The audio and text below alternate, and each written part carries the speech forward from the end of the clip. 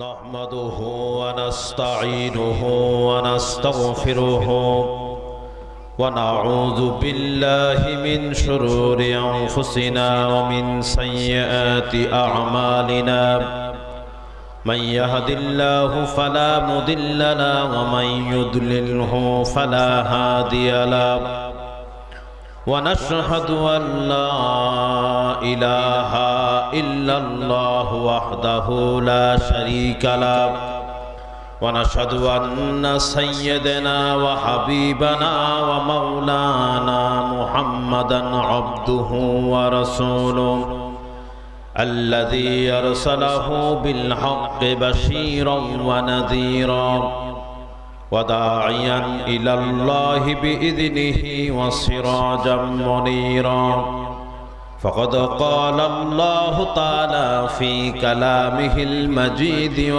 फ़ुरक़ानिहिल हमीद। अऊज़ु बिल्लाहि मिनश शैतानिर रजीम। बिस्मिल्लाहिर रहमानिर रहीम। वलक़द आतैना लुक़मानल हिकमत अनिश्कुर लिल्लाह वमन यश्कुर फ़इन्नमा यश्कुरु लिनफ्सिहि वमन कफ़र फ़इन्नल्लाहा गनिय्युन हमीद। वइज़ क़ाल लुक़मानु लिब्निहि वहुवा यइज़ुहु या बुनय्य ला तुश्रिक बिल्लाह इन्नश्शिर्क लज़ुल्मुन अज़ीम। इन्नल्लाहा व मलाइकतहु युसल्लूना अलन नबी या अय्युहल्लज़ीना आमनू सल्लू अलैहि व सल्लिमू तस्लीमा। अल्लाहुम्मा सल्लि अला मुहम्मदिन व अला आलि मुहम्मद कमा सल्लैता अला इब्राहीम व अला आलि इब्राहीम इन्नका हमीदुम मजीद। अल्लाहुम्मा बारिक अला मुहम्मदिन व अला आलि मुहम्मद कमा बारकता अला इब्राहीम व अला आलि इब्राहीम इन्नका हमीदुम मजीद। ला इलाहा आरो जोरे ला इलाहा ला इलाहा ला इलाहा ला इलाहा इल्लल्लाहु मुहम्मदुर रसूलुल्लाह। मोहतरम मुअज्जज हज़रात उलामा इकराम, सम्मानित सुधी मंडली, उपस्थित आमार दीनदार ईमानदार मुसलमान भाइयेरा, पर्दार आड़ालेर मा एवं बोनेरा, सुप्रिय साংবাদিক बंधुगण, आमी सकलेर उद्देश्ये सालाम पेश करछि। अस्सलामु आलाइकुम व रहमतुल्लाहि व बाराकातुहु। आमरा महान आल्लाह सुबहानाहु व ताआलार दरबारे लाख कोटी सुजूद एवं शुक्रिया आदाय करी जे महान आल्लाह आमादेरके आज এই নিয়ামতপুর থানার হাজীনগর ইউনিয়নের অন্তর্গত মাকড়তলী মাকড়তলী হাফিজিয়া মাদ্রাসা কর্তৃক আয়োজিত কোরআনুল কারীমের আজকের এই মাহফিলে আল্লাহ পাক আমাদেরকে এই মাহফিলে শরীক করেছেন। যে আল্লাহ রাব্বুল আলামিন এই কোরআনুল কারীমের এই মাহফিলে শরীরকে সুস্থ রেখে এই মাহফিলে আসার তৌফিক দিলেন, সেই মহান মাবুদের দরবারে আমরা কালেমাতুশ শুকর আদায় করি সিজদা অবনত ভাবে, হৃদয়ের সবটুকুন আবেগ উজাড় করে আবেগ আপ্লুত কণ্ঠে সকলে একসঙ্গে বলেন আলহামদুলিল্লাহ। মহব্বতের সাথে জোরে সরে সমস্বরে একযোগে পড়ে উঠুন আলহামদুলিল্লাহ। বেশ কিছু সময় ধরে অত্যন্ত তন্ময় ভাবে আপনাদের সামনে আমি এই মঞ্চে আসার আগে রাস্তা থেকেই আমার ভাই হাফেজ মাওলানা মাইনুল ইসলাম বক্তব্য দিচ্ছিলেন, তখন আমি রাস্তায় ছিলাম। তন্ময় ভাবে আমি তার বক্তব্য শুনেছি। আল্লাহ পাক তাকে হায়াতে তাইয়্যিবা সেহাতে কুল্লিয়া দান করুন, সকলে বলুন আমিন। তারপরে আমি একটু এখানে আসার একটু আগেই দ্বিতীয় মেহমান, নাম কি?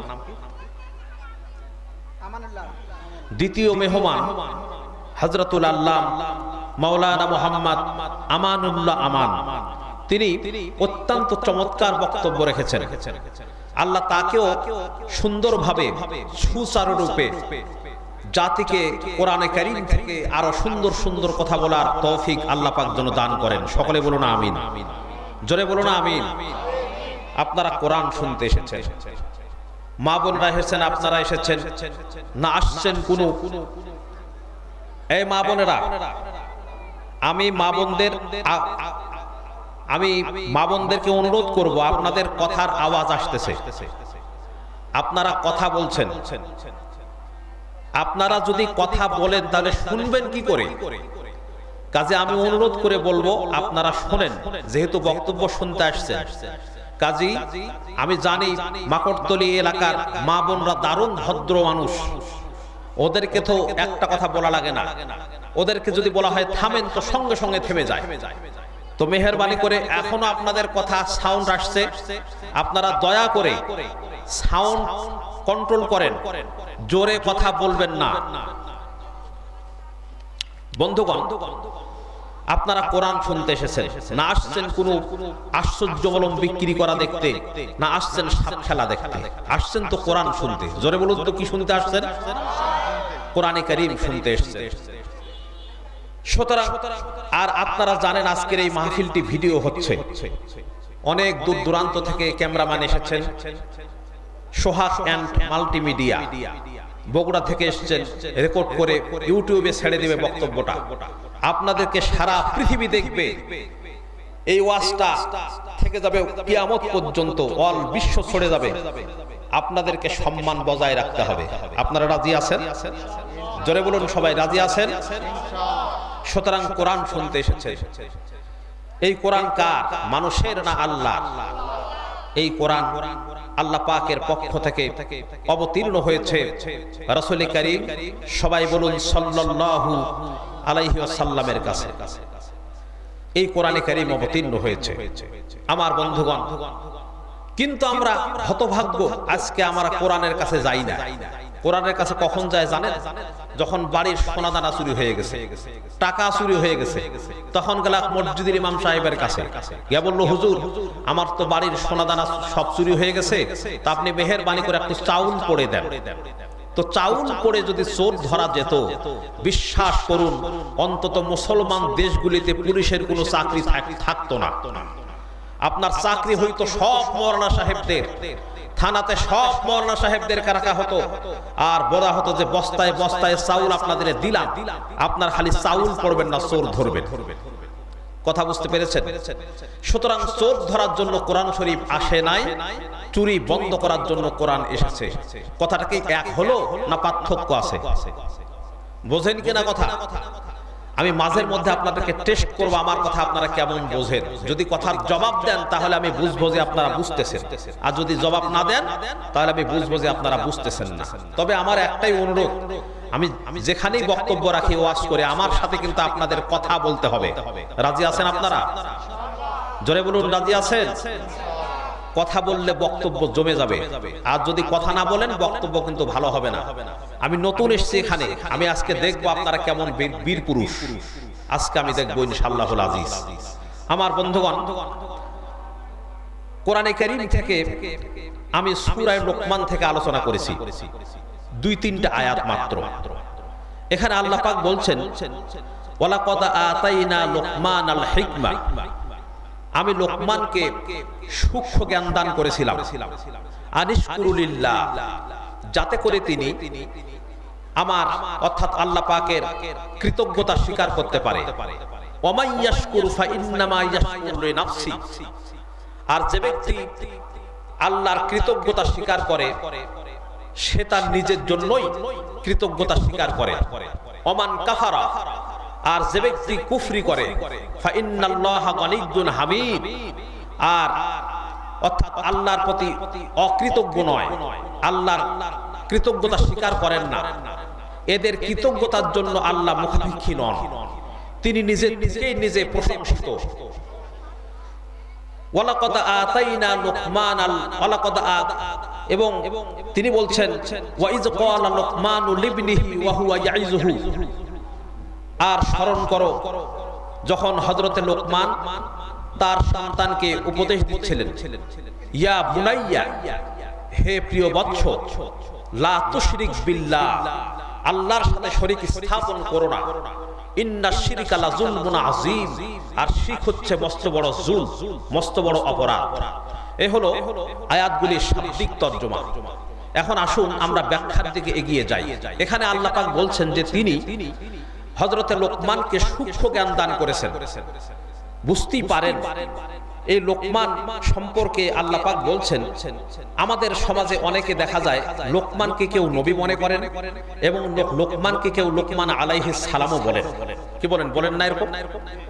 কিন্তু ইতিহাস তথ্যবিদরা বলেছেন যে তিনি কোনো নবী ছিলেন না, তবে তিনি ছিলেন জ্ঞানী। আমার বন্ধুগণ, কে তার জ্ঞান দান করেছেন? আল্লাহ। জোরে বলুন, কে করেছেন? আল্লাহ রাব্বুল আলামিন তার জ্ঞান দান করেছেন। আমার ভাইয়েরা, এবং শুধু তাই নয়, কেউ কেউ বলেছেন যে হযরতে লোকমান ছিলেন আদ জাতির অন্তর্ভুক্ত। সাইয়্যিদ হযরত মাওলানা সুলাইমান নাতুবি তিনি বলেছেন, তিনি তার আরদুল কোরআন গ্রন্থের মধ্যে বলেছেন যে লোকমান হচ্ছে হযরতে হুদ আলাইহিস সালামের, লূত আলাইহিস সালামের সময় যখন তাদের উপরে গজব এসেছিল আদ জাতির উপরে, তখন লূত আলাইহিস সালামের সময় যে সমস্ত ঈমানদাররা বেঁচে ছিলেন, হযরতে লোকমান ছিলেন সেই ঈমানদারদের মধ্যে একজন তিনি ছিলেন। এবং তিনি একজন বাদশা ছিলেন এবং তিনি ছিলেন জ্ঞানী। আমার বন্ধুগণ, তিনি এত জ্ঞানী ছিলেন যে যিনি তার অধীনে ছিলেন তার কাছেও খবর গেল যে তিনি হচ্ছেন কঠিন জ্ঞানী। মনে মনে চিন্তা করলেন, এই ছেলেরা, এই তোমরা কথা বলো না। তিনি যার অধীনে ছিলেন তার কাছে খবর গেল যে তিনি দারুণ জ্ঞানী। কেমন জ্ঞানী তিনি পরীক্ষা করার জন্য তিনি বললেন, ঠিক আছে, তুমি একটা ছাগল জবাহ করো। যেহেতু তিনি ছাগল মেষ চরাতেন একটি সময় হযরতে লোকমান। আমার বন্ধুগণ বললেন যে তুমি একটা ছাগল জবাহ করো এবং ছাগলের সবচাইতে উৎকৃষ্ট জিনিস আমার কাছে নিয়ে আসো। তিনি একটা ছাগল জবাহ করলেন। ছাগল জবাহ করার পরে গোশতগুলি কেটে কেটে কলিজাটা নিয়ে গেলেন। কলিজাটা নিয়ে বাদশার দরবারে হাজির করে দিলেন। এরপরে বাদশা চিন্তা করলেন, চিন্তা করে আবার তিনি বললেন, তুমি আবার ফিরে যাও, গিয়ে আরেকটা ছাগল জবাহ করো এবং তারপরে সবচাইতে নিকৃষ্ট জিনিস আমার কাছে নিয়ে আসো। আমার বন্ধুগণ, হযরতে লোকমান হাকিম তিনি আবার ফিরে আসলেন, আরেকটি ছাগল জবাহ করলেন। জবাহ করার পরে আবার তিনি নিকৃষ্ট জিনিস হিসাবে আবার তিনি কলিজাটাই বাদশার দরবারে হাজির করে দিলেন। বাদশা বলল যে তোমাকে যখন আমি বললাম সর্বপ্রথম তুমি ছাগল জবাহ করে উৎকৃষ্ট জিনিস আমার কাছে নিয়ে আসো, তখন তুমি আমার কাছে কলিজাটাই নিয়ে আসলে। আবার যখন আমি বললাম তুমি সবচেয়ে নিকৃষ্ট জিনিস আমার কাছে নিয়ে আসো জবাহ করে, পুনরায় আবার গিয়ে তুমি ছাগল জবাহ করে এরপরে তুমি আবার কলিজা আমার কাছে হাজির করলে, কারণটা কি? হযরতে লোকমান বললেন যে ভাষা তথ্যবিদ যারা ভাষা আপনার সমস্ত প্রাণী এবং সমস্ত মানুষ এদের সবচাইতে উৎকৃষ্ট হচ্ছে দিল, কলিজা, এবং নিকৃষ্ট হলো দিল এবং কলিজা। তার মালিক তখন চিন্তা করলেন সত্যি তো তিনি জ্ঞানী। আমার বন্ধুগণ, হযরত লোকমান ছিলেন কৃতদাস পুত্র, তিনি কালো ছিলেন, আর আরব জাতিরা কালো মানুষদেরকে হাবশি বলতো। আমার ভাইয়েরা, তার ভাষা ছিল আরবি, এবং তিনি যেখানে যেতেন লোকজন ভিড় জমায় দিত তার জ্ঞানপূর্ণ কথা শোনার জন্য।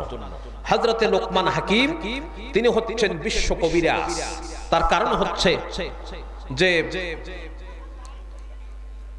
তিনি একটা গাছের কাছে যখন যেতেন, গাছ পর্যন্ত তার সাথে কথা বলতো যে লোকমান আমি এই কাজের ঔষধ। জোরে কোন সুবহানাল্লাহ। আমার বন্ধুগণ, সুতরাং তিনি নবী ছিলেন না। এই ব্যাপারে সমস্ত মুহাদ্দিসিন, সমস্ত মুফাসসিরিন কেরামের একমত। হযরতে আবু হুরায়রা রাদিয়াল্লাহু তাআলা আনহু, হযরতে ইবনে আব্বাস রাদিয়াল্লাহু তাআলা আনহু, হযরতে জাবির ইবনে আব্দুল্লাহ আনসারী রাদিয়াল্লাহু তাআলা আনহু, তাদের একমত। তারা সবাই বলেছেন যে হযরতে লোকমান তিনি নবী ছিলেন না, তিনি ছিলেন জ্ঞানী। এমন জ্ঞান দান করেছিলেন সেই বয়সে, তিনি যুবক, তার সন্তানও যুবক, 3000 নসিহত তিনি পেশ করেছিলেন। জোরে কোন সুবহানাল্লাহ। আমার বন্ধুগণ, আমি 3000 নসিহত বলতে গেলে অনেক দিনের টাইম লেগে যাবে।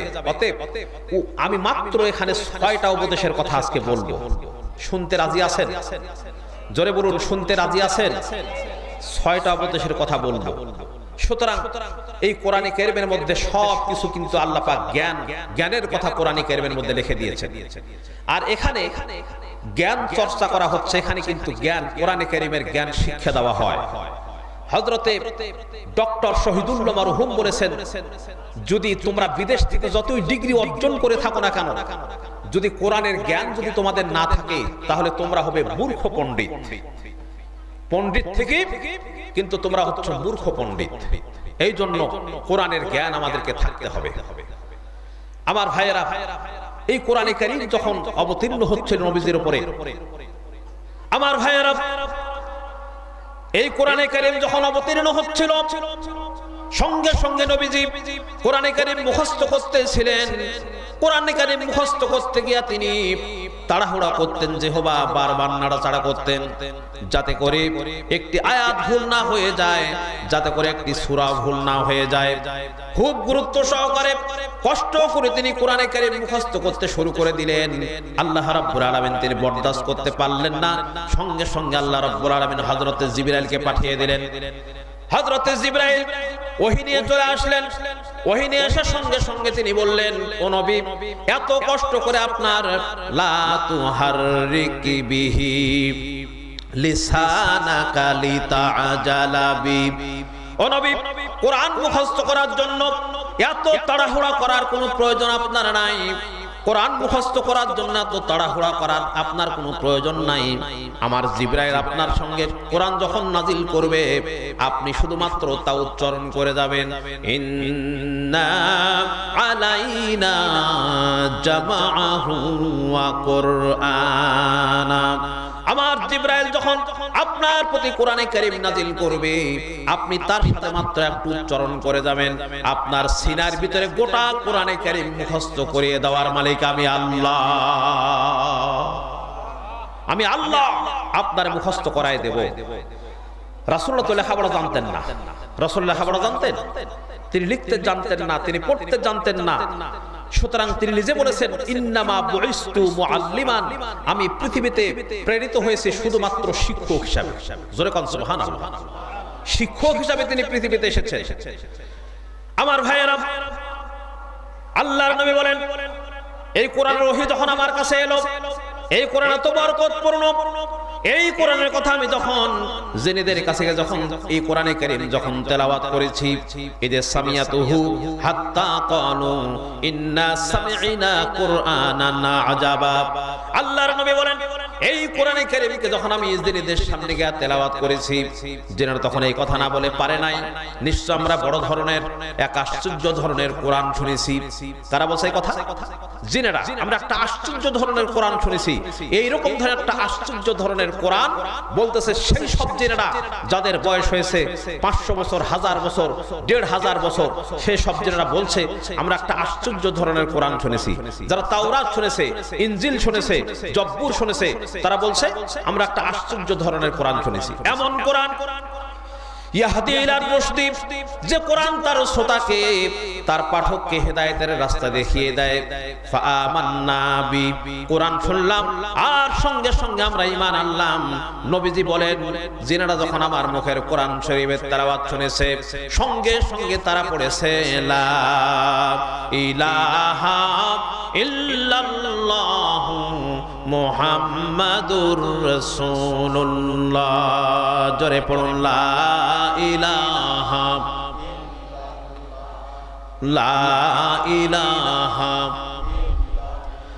লা ইলাহা ইল্লাল্লাহু মুহাম্মাদুর রাসূলুল্লাহ।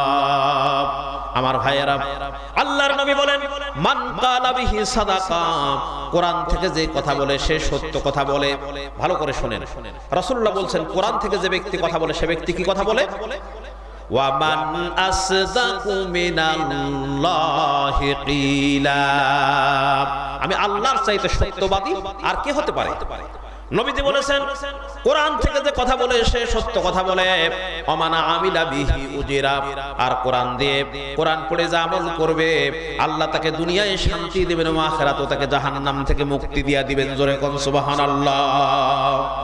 আমার ভাইয়েরা, এই যে দেখেন আপনারা যেমন মাদ্রাসা খুলেছেন, এই কোরআনে কারীমকে যারা কষ্ট করে মুখস্থ করবে, আর এই মুখস্থ করার পরে যদি সুন্দর করে আমল করতে পারে, তাহলে আবু দাউদ শরীফের হাদিসের মধ্যে এসেছে সঙ্গে সঙ্গে কিয়ামতের দিন আল্লাহ রাব্বুল আলামিন বলবেন তুমি এই কোরআনে কারীম তুমি পড়তে থাকো আর মুখস্থ করা আয়াতগুলি তুমি তেলাওয়াত করতে থাকো আর পড়তে থাকো।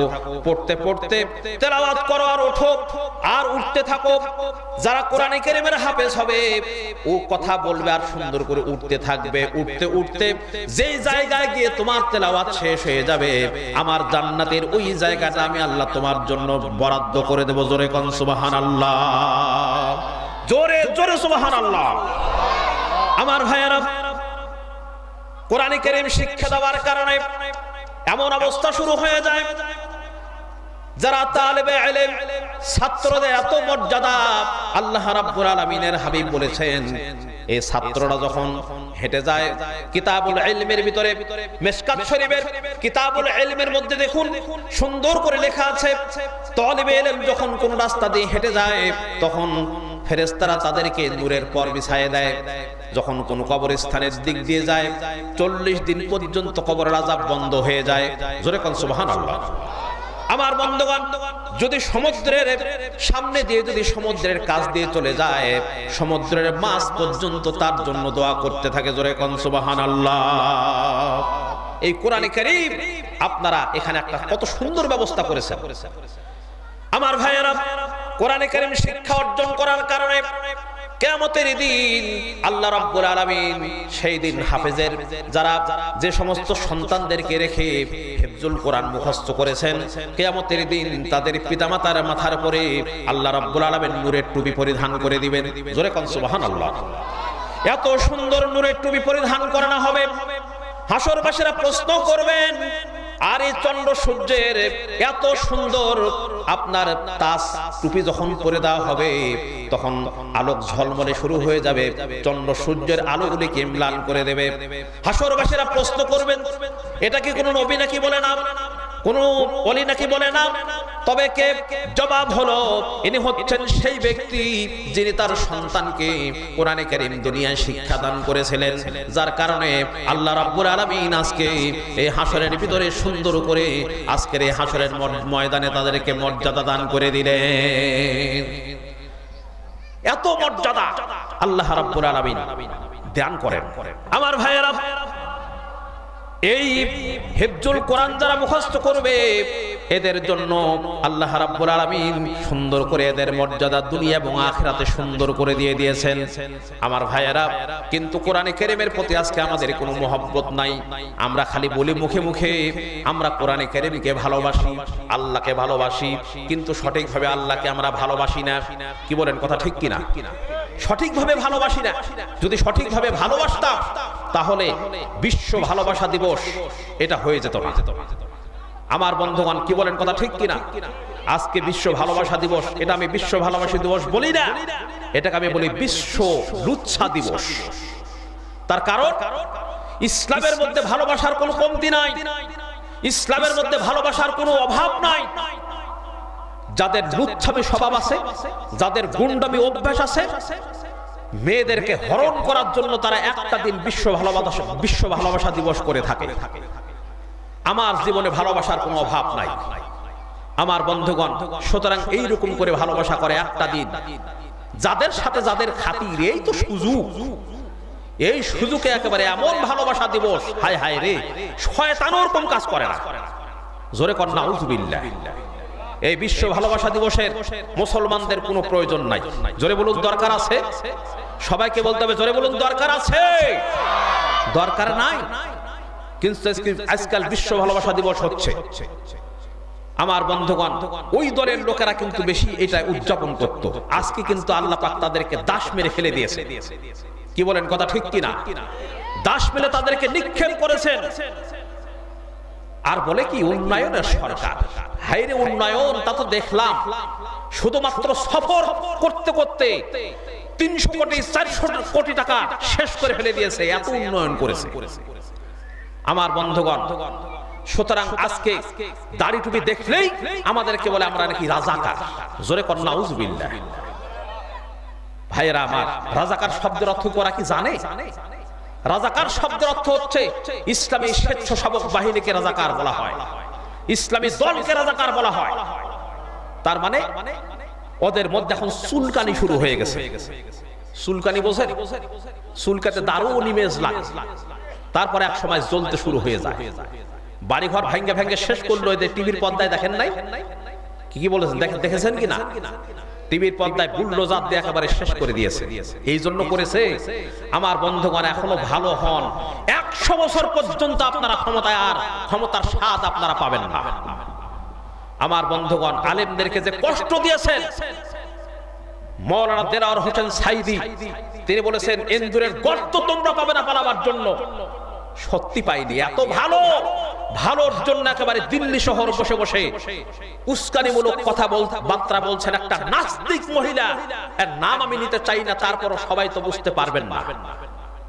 খবরদার, হাসিনা নাম রাখবেন কিন্তু শেখ রাখবেন না। শেখ নামটা রাখবেন না, হাসিনা হোক। কিন্তু শেখ হাসিনা যদি কেউ রাখে, আমার তো মন বলে ওইরকম শয়তান হয়ে যাবে তারা। আমার বন্ধুগণ, সুতরাং শুধু তাই নয়, বাংলাদেশটাকে একেবারে শেষ করে ফেলেছে, আলেমদেরকে শেষ করে ফেলে দিয়েছে তারা। আমরা তাদের জন্য হেদায়েত করব, আল্লাহ হেদায়েত দান করুন। কিন্তু হেদায়েত তো আল্লাহ করবেন কিনা জানি না, বিচার হবে। কি বলেন, বিচার হবে না? বিচার অবশ্যই হবে। বলছে টুক করে আমি এসে পড়বো একদিন বাংলাদেশে। আমরা বলেছি টুক করে আপনি আসবেন, টুক করে আপনাকে জেলের মধ্যে দিয়ে দেওয়া হবে। আমার বন্ধুগণ, তারপরে ফাঁসির কাস্টে ঝুলবেন। মাওলানা সাইদিকে, বড় বড় আলেমদেরকে তারা শেষ করে দিয়েছে। আলেমদারা তারা ছিল তাদের দুশমন। তাদের যত নাস্তিক, আমি গত বছর ইন্ডিয়াতে ওয়াজ করতে গেছিলাম। ইন্ডিয়ার লোকেরা আমাকে বললো, চ্যালেঞ্জ করলাম আমরা বাংলাদেশ থেকে লোকজন আসুক। তার কারণ হচ্ছে শেখ হাসিনা মুসলমানই নয়, হিন্দু। জোরে কর নাউজুবিল্লাহ। নাম ভাঙ্গায়া মুসলমানের নাম এখানে নিয়ে এখানে ক্ষমতার লোভে মুসলমান নাম দিয়েছে। উনি তিলক করেন এবং হিন্দুদের কাছ থেকে সালাম গ্রহণ করেন এবং তাদেরকে একেবারে সুমা পর্যন্ত দিয়ে থাকেন। জোরে কর নাউজুবিল্লাহ। ভাইরা আমার, আমরা বলবো আল্লাহ হেদায়েত করুন অথবা গজব দিয়ে দুনিয়া থেকে শেষ করে দিন। এইরকম নেত্রীর আমাদের কোনো প্রয়োজন নাই। কি বলেন, প্রয়োজন আছে? আর যারা কথা বলে তারা বুঝি ভালোবাসেন নাকি? জোরে বলুন, দরকার আছে? আর দরকার নাই। আসুন কোরআনের মধ্যে আমাদেরকে আসতে হবে। আমার ভাইয়েরা, আমি বলতেছিলাম আল্লাহ রাব্বুল আলামিন কোরআনে কারীমের মধ্যে হযরত লোকমান হাকিমের ঘটনা তুলে ধরলেন। কি সুন্দর আল্লাহ পাক নসিহত দান করেছেন। আমার বন্ধুগণ, হযরত লোকমান হাকিম আল্লাহ রাব্বুল আলামিন দেখেন তিনি কোনো নবী নন, তারপরেও এত সুন্দর করে তার নসিহতকে আল্লাহর পছন্দ হয়ে গেল। এই নসিহতগুলি কোরআনে কারীমের মধ্যে তিনি উঠাই দিয়ে সুন্দর করে চিরন্তন করে দিলেন। জোরে কোন সুবহানাল্লাহ। হযরত লোকমান হাকিম আল্লাহ রাব্বুল আলামিন বলেন, হযরত লোকমান তার সন্তানকে কত সুন্দর করে তিনি জ্ঞান দান করছেন। আল্লাহ রাব্বুল আলামিন বলেন, ওয়া ইয ক্বালা লুকমানু লিবনিহি ওয়া হুয়া ইয়াইযুহু ইয়া বুনাইয়া লা তুশরিক বিল্লাহ ইন্নাশ শিরকা লাযুলমুন আযীম। ইয়া বুনাইয়া, হে আমার নান্না মুন্না লাগ লাগ, হে আমার কলিজার টুকরা সন্তান, ইয়া বুনাইয়া লা তুশরিক বিল্লাহ, আল্লাহর সাথে শরীক স্থাপন করো না। আমার বন্ধুগণ, কত আদর করে সন্তানকে ডাকছেন। ছেলের কাছে বাবার কাছে ছেলে মনে হয় দারুণ ছোট। এই জন্য দেখেন কোন জায়গায় আপনার বড় হয়ে গেছে তারপরও ছেলেদেরকে খোকা বলে। কি বলেন, বলে না? বলে কি না? বলে এই খোকা এদিকে আয়। পাবনায় আমি ওয়াজ করতে গিয়েছি, ওখানে ছোট্ট বাচ্চাদেরকে গাদা বলে। কি বলে? গাদা বলে, খোকা বলে। যখন খোকা আসলো তখন দেখা গেল মনে হচ্ছে কয়েকটা খোকার বাবা। এই রকমের অবস্থা। আমার ভাইয়েরা, হযরত লোকমান হাকিম তার সন্তানকে বলে দিলেন, ও কলিজার টুকরা সন্তান, খবরদার তুমি আল্লাহর সাথে শরীক স্থাপন করো না। ইন্নাশ শিরকা লাযুলমুন আযীম, আর শিরক হচ্ছে মস্ত বড় অপরাধ। শিরক তুমি খবরদার শিরক করবে না, আল্লাহর সাথে শরীক স্থাপন করবে না। যারা শিরক করে তারা হুমানিতের শেষ পর্যায়ে চলে যায়, তারা হুমানিত হয়। কি রকম? ওয়া মান ইউশরিক বিল্লাহি ফাকাদ ওয়া মান ইউশরিক বিল্লাহি ফাকান্নামা খাররা মিনাস সামাই ফাতাফাকুহু তায়রু আও তাফজি বিহির রিহু ফি মাকানিন সাহিক। যারা শিরক করলো সেজন্য আকাশ থেকে পড়ে গেল। কার কথা এটা? যে ব্যক্তি শিরক করলো সেজন্য আকাশ থেকে পড়ে গেল, আর পাখি যেন তাকে মহাশূন্য থেকে সৌবারে নিয়ে গেল, আর বাতাস যেন তাকে বিরাট প্রান্তরে নিয়ে ছিন্ন ভিন্ন করে দিল। তার মানে হলো আকাশ থেকে উড়ে যাওয়ার, আকাশ থেকে পড়ে যাওয়ার অর্থ হলো যখন সে শিরক করে তখন শয়তানের সে ফুটবল হয়ে যায়। বাতাস উড়িয়ে নেওয়ার অর্থ হলো লালসা এবং নফসের প্রবৃত্তির ভিতরে একটি নিমজ্জিত হয়ে যায়। সুতরাং অপমান এবং লাঞ্ছনা পাওনা থাকে যারা শিরক করে তাদের জন্য। আল্লাহ শিরকের ব্যাপারে একটা দৃষ্টান্ত দিয়েছেন। আল্লাহ কোরআন শরীফে অনেক দৃষ্টান্ত দিয়েছেন। দৃষ্টান্ত দিলে লোকেরা বোঝে ভালো, ঠিক কিনা? আল্লাহ পাক দৃষ্টান্ত দিচ্ছেন, ইয়া আইয়ুহান নাসু দুরিবা মাসালুন ফাসতামিউ লাহু ইন্নাল্লাযীনা তাদউনা মিন দুনিল্লাহি লা ইয়াখলুকু যুবাবান ওয়ালা বিজতামাউ লাহু। আল্লাহ পাক বলেন, হে মানব সকল, আমি আল্লাহ একটা দৃষ্টান্ত দিতেছি, তোমরা শোনো। সুবহানাল্লাহ। আল্লাহ পাক বলেন, আমি একটা দৃষ্টান্ত দিই, তোমরা শোনো। ফাসতামিউ লাহু, কান পেতে ভালো করে শোনো আমার দৃষ্টান্তটা। আমি আল্লাহকে বাদ দিয়ে যারা অন্যদেরকে ডাকে প্রয়োজন পুরাবার জন্য, স্বাস্থ্য ভালো হওয়ার জন্য, ঋণ মুক্ত হওয়ার জন্য, ইবাদত করার নিয়ত নিয়ে আমাকে বাদ দিয়ে তারা যারা ডাকে, যাদেরকে ডাকা হলো, ওরা তো মাছির মতো একটা প্রাণীও বানাইতে পারে না। জোরে বলুন পারে। সবাইকে বলতে হবে, জোরে বলুন পারে। শুধু তাই নয়, আল্লাহ পাক বলেন লা ইয়াখলুকুয যুবাবু শাইউন লিত-তাইলিয়াল মাতলুব। ওদের সামনে যদি কিছু খাবার দেওয়া হয় আর ওই খাবারগুলি যদি কেউ ছিনিয়ে নিয়ে যায়, কোনো প্রাণী এসে, কুকুর, কোন একটা ছোট্ট প্রাণী অর্থাৎ কুকুর থেকে শুরু করে এগুলি যদি ছিনিয়ে নিয়ে যায়, ওদের এতগুলি হাত সাথে তারপরে একটা হাত দেওয়াও কিন্তু আত্মরক্ষা করতে পারে না। জোরে বলুন পারে? আমার ভাইয়েরা, সুতরাং শিরক করা চলবে না।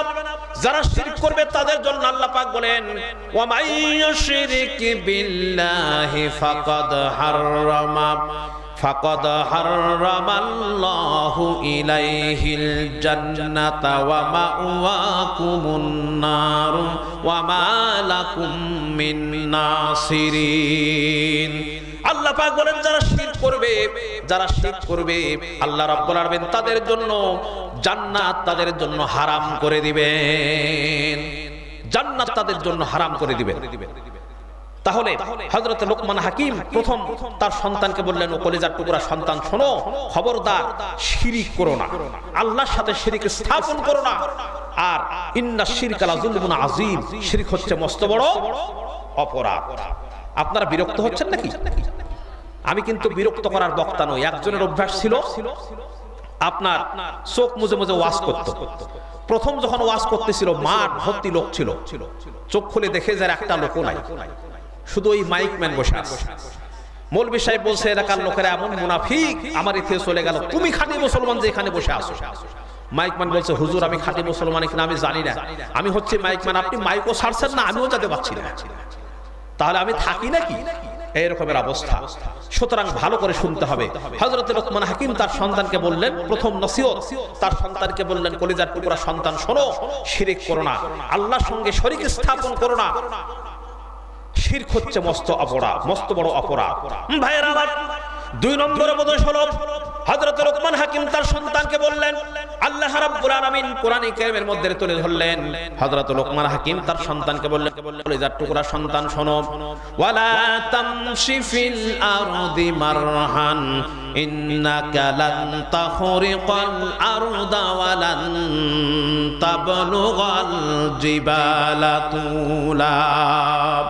আল্লাহ রাব্বুল আলামিন বলেন, অহংকার করে আমার জমিনে পা ফেলো না।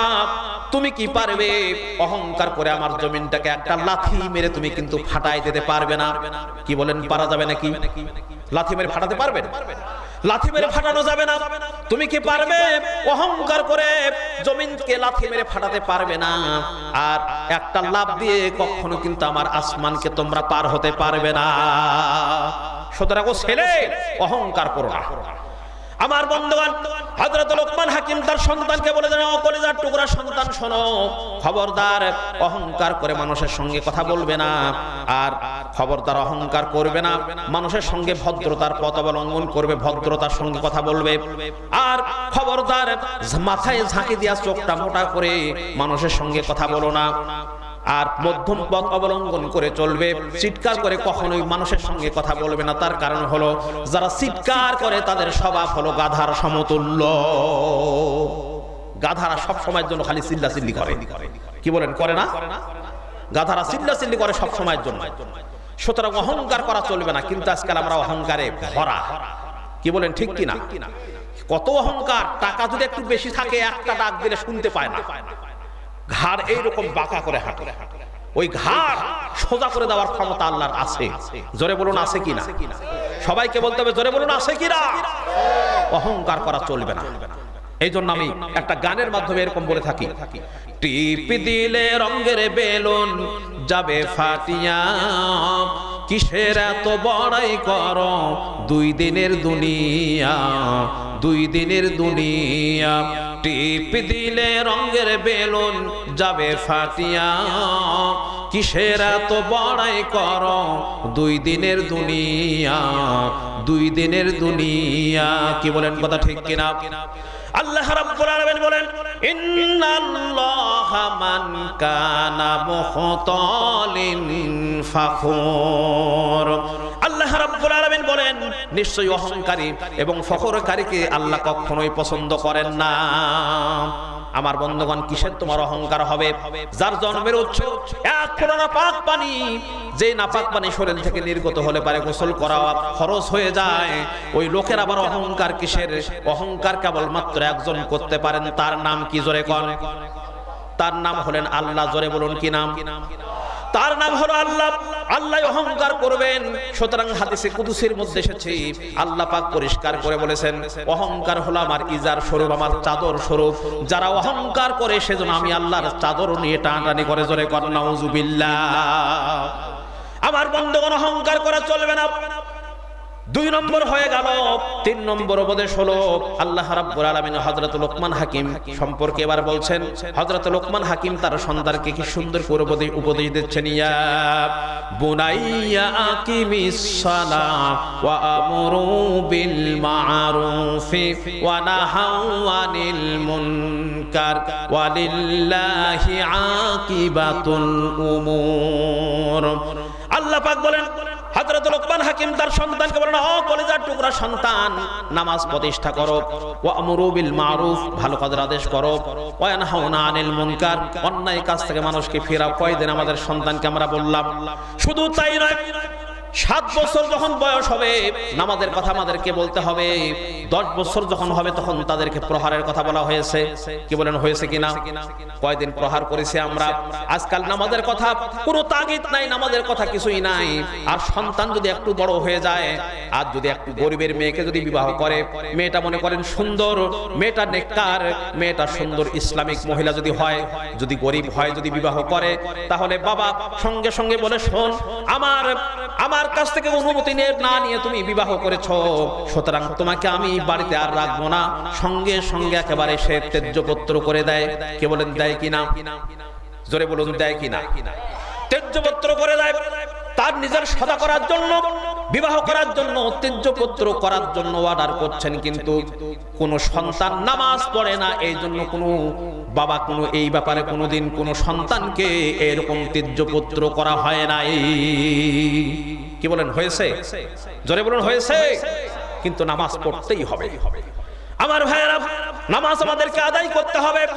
আল্লাহ রাব্বুল আলামিন কোরআনে কারীমের মধ্যে বলেন, নামাজ আমাদেরকে পড়তে হবে। এই নামাজ কিন্তু একটা কঠিন কাজ। জোরে বলুন, নামাজটা কি কাজ? আল্লাহ পাক বলেন, ওয়া ইন্নাহা লাকাবীরাতুন ইল্লা আলাল খাশিইন। নামাজ একটা কঠিন জিনিস, একটা ভারী জিনিস। কাদের জন্য কঠিন নয়? যারা নাকি আল্লাহ পাকের ভয় করে। আল্লাযীনা ইয়াযুন্নুনা আন্নাহুম মুলাকু রাব্বিহিম ওয়া আন্নাহুম ইলাইহি রাজিউন। যারা নাকি মনের মধ্যে ধারণা করে যে আল্লাহ রাব্বুল আলামিনের দরবারে আমার হাজির হওয়া লাগবে, মোলাকাত করা লাগবে, এই চিন্তা যারা করবে তাদের জন্য নামাজ মোটেই কষ্টকর নয়, তাদের জন্য নামাজ মোটেও অসহনীয় নয়, বোঝা নয়, ভার নয়, তারা নামাজ ঠিক আদায় করবে। এই জন্য যারা আপনার অধীনে যারা আছে তাদেরকে কিন্তু নামাজের কথা আমাদেরকে বলতে হবে। নামাজ যারা আদায় করবে না তাদের সম্পর্কে আল্লাহ পাক বলেন, ইয়াতাসাআলুনা আনিল মুজরিমিন মা সালাকাকুম ফি সাকার। কিয়ামতের দিন জাহান্নামীদেরকে জিজ্ঞাসা করা হবে, কেন তোমরা আজকে জাহান্নামে এলে? ওরা জবাবে বলবে, ক্বালু লাম নাকু মিনাল মুসাল্লিনা ওয়া লাম নাকু নুতঈমুল মিসকিন। ওরা বলবে, আমরা নামাজ আদায় করতাম না, আর আমরা ফকির মিসকিনদেরকে খেতে দিতাম না, এই কারণে আমরা জাহান্নামে এসেছি। এই আয়াত দ্বারা প্রমাণ হলো জাহান্নামে যত মানুষ যাবে তার 2টা কারণ হলো বড়। কয়টা কারণ বড়? জোরে বলুন, কয়টা কারণ বড়? 2টা কারণ বড়। একটি হলো নামাজ আদায় না করা, 2 নম্বর হলো এতিম মিসকিন গরিবদেরকে খেতে না দেওয়া। যদি এরকম করা হয় কারণে আল্লাহ তাদের জাহান্নামে দিবেন। আমার বন্ধুগণ, এই জন্য নামাজ আমাদেরকে আদায় করতে হবে। রাজি আছেন কিনা? জোরে বলুন, রাজি আছেন? কিন্তু আজকে আমরা এমন করে নামাজ পড়ি, নামাজ পড়ি কিন্তু নামাজে দাঁড়িয়ে আমাদের মন মেজাজ ঠিক থাকে না। কি বলেন, ঠিক থাকে? এই জন্য আমি দৃষ্টান্ত দিতে গিয়ে বলি যে 3 জন ব্যক্তি একসঙ্গে নামাজ পড়তেছিল। তারপর নামাজ পড়তেছে, হঠাৎ করে একজন দেখে ক্ষেতের মধ্যে এসে, জমিনের মধ্যে এসে একটা গরু এসে একেবারে ধান খাইতে শুরু করে দিল।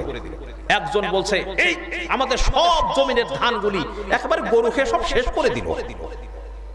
তখন আরেকজন বলছে নামাজ পড়তে পড়তে কথা বলতে হয় না, আরেকজন বলছে ওই জন্যই তো আমি কথা বলি।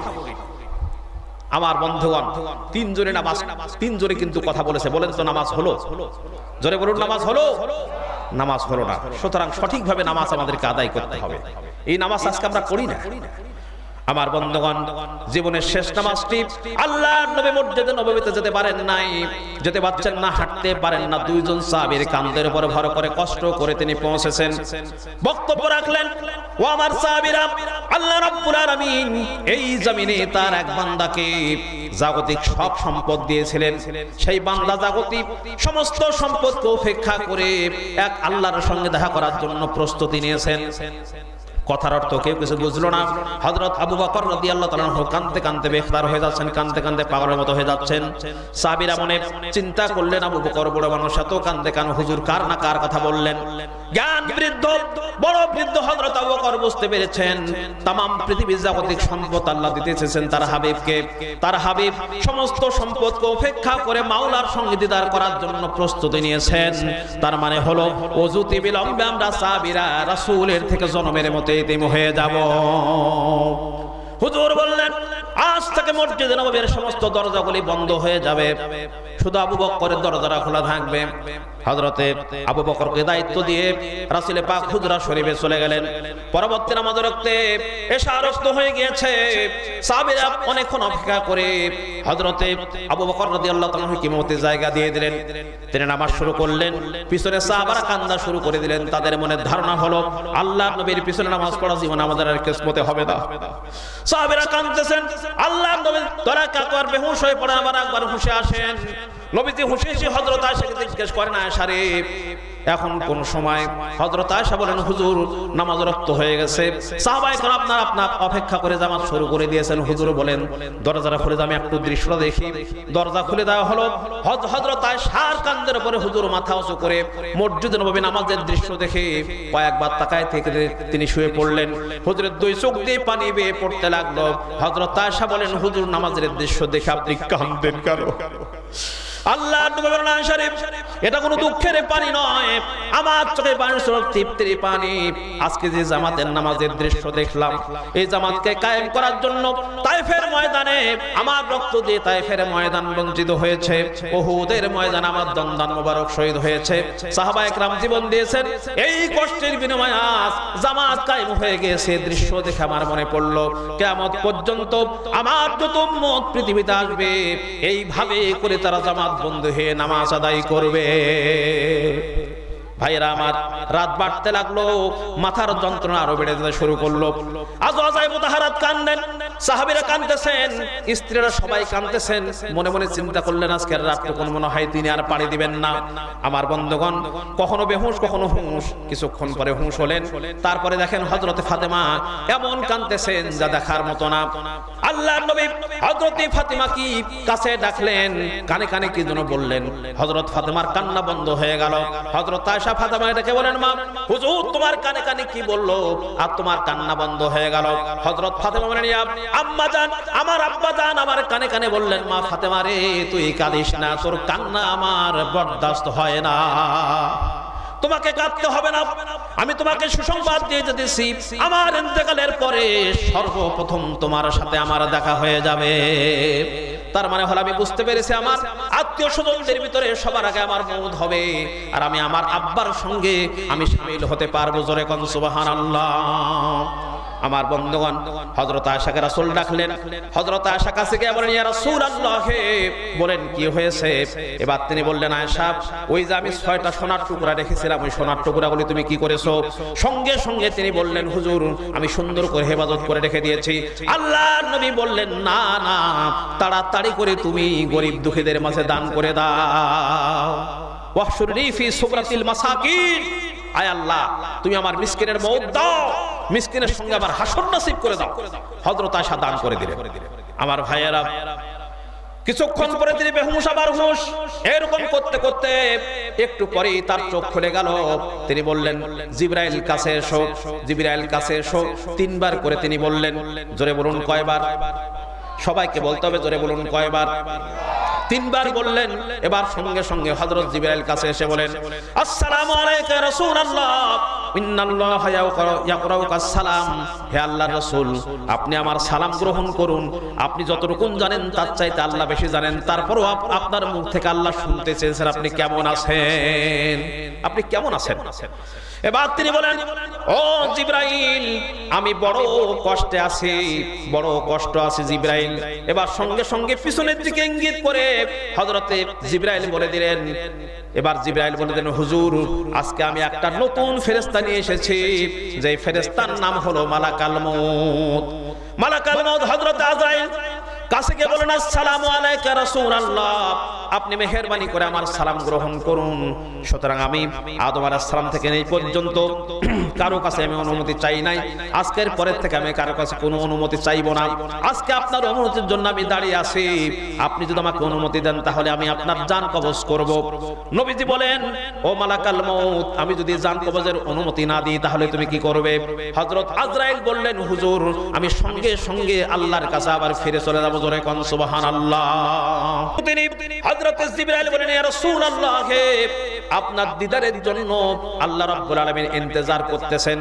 আমার ভাইয়েরা, এবার তিনি বললেন, ও মালাকাল মউত, তুমি তোমার কাজ শুরু করে দাও। আমার বন্ধুগণ, এবার যখন মালাকাল মউত তার কাজ শুরু করতে যাবেন, একটা হাত তার বুকের উপরে রেখেছেন। এমন সময় হঠাৎ করে রাসূল থামতে পারেন না। এবার কে দেখে বলেন, এ আজরাইল, তাড়াতাড়ি করে তোমার হাতটা সরিয়ে নাও। তুমি যখন তোমার হাতটা আমার বুকের উপরে যখন তুমি রেখে দিয়েছো, যেন মনে হচ্ছে যেন আহাদ উহুদ পাহাড়টা আমার বুকের উপরে তুমি রেখে দিয়েছো।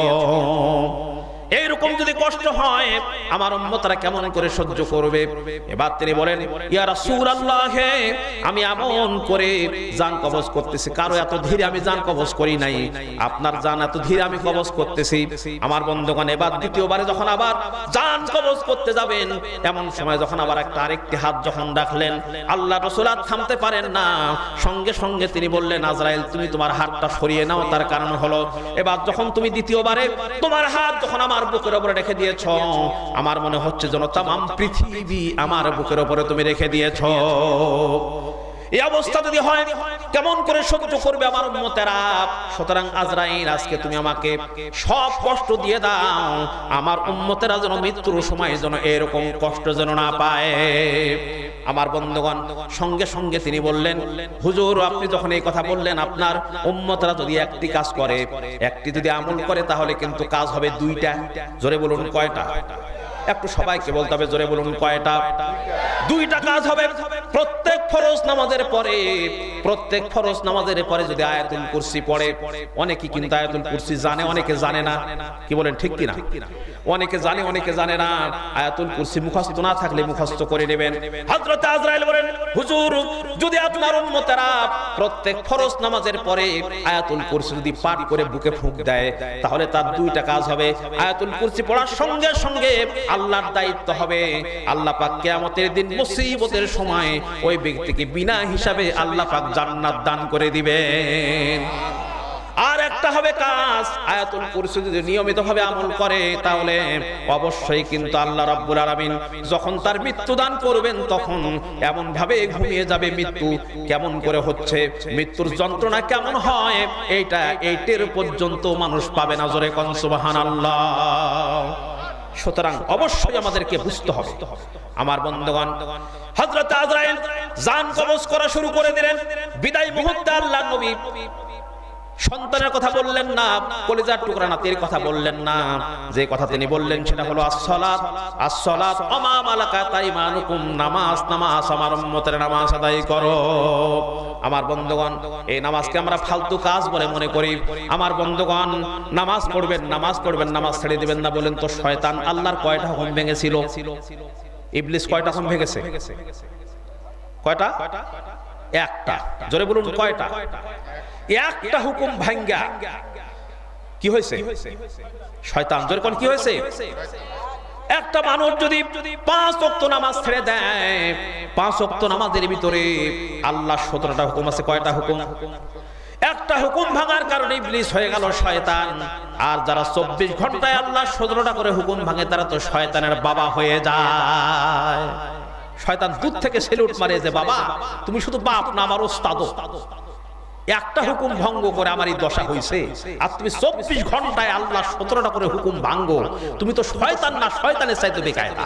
জোরে কর নাউজুবিল্লাহ। নামাজের মধ্যে সেজদা দিবেন, মজা পাবেন। নামাজ মেশিনের মতো পড়বেন না, নামাজ পড়বেন মহব্বতের সাথে। আল্লাহর সামনে দাঁড়িয়েছেন, কার সামনে? দা সারা গোসল পড়বেন না, মেশিনের মতো পড়বেন না। আল্লাহর নবী বলেন নামাজের মধ্যে যখন সেজদায় যাবে, সেজদা যখন দিবে তখন মনে করবে তুমি যেন তোমার কপালকে আল্লাহ রাব্বুল আলামিনের কদম মোবারক করে বলে ছেড়ে দিয়েছো। 5 ওয়াক্ত নামাজ পড়বেন আমার যুবক ভাইরা, সর্বশ্রেষ্ঠ মুসলমান ভাই 5 ওয়াক্ত নামাজ জামাত আদায় করে পড়বেন। রাজি আছেন? জোরে বলুন সবাই রাজি আছেন? কারা কারা রাজি? 2 হাত দেখতে চাই, 2 হাত উঁচু করেন। দেখেন আপনার পিছনে কারা হাত তোলে না? আলহামদুলিল্লাহ, হাত নামান। আল্লাহ পাক এতদিন যে নামাজ পড়েন নাই, আল্লাহ যেন মাফ করে দেন। জোরে বলুন আমিন। ওমরি কাজা শুরু করে দেবেন। 5 ওয়াক্ত নামাজ আদায় করতে হবে। ভালো করে শুনছেন তো? ভালো করে শুনতে হবে। আজকে আপনারা যে যদি বসে থাকেন, আজকে যা ওয়াজ যা দেব, আপনারা যদি বসে থাকেন কঠিন ওয়াজ মাইরে দেবো ইনশাআল্লাহ। আমার বন্ধুগণ ভালো করে শুনতে হবে। ওই যে একটা লোক, তার মা তাকে বিবাহ দিয়েছে, কিন্তু শ্বশুর বাড়িতে আর যায় না, শ্বশুর বাড়িতে যায় না। এখন মা বলছে আরে বাবা বিয়ে তো হয়ে গেল, শ্বশুর বাড়িতে একটু যা। তো বলছে ঠিক আছে যাব। তো যাবই তো, একটু শ্বশুরের সঙ্গে একটু গল্প টল্প করিস। তো বলছে ঠিক আছে।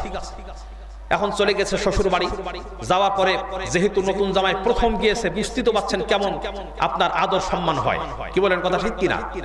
এই রকমের অবস্থা। শ্বশুর বাড়িতে গেছে, যাওয়ার পরে রাতের বেলা খাওয়া দাওয়া করতেছে, হঠাৎ করে মনে পড়ে গেছে আহারে আমার মা তো বলেছে গল্প করার কথা।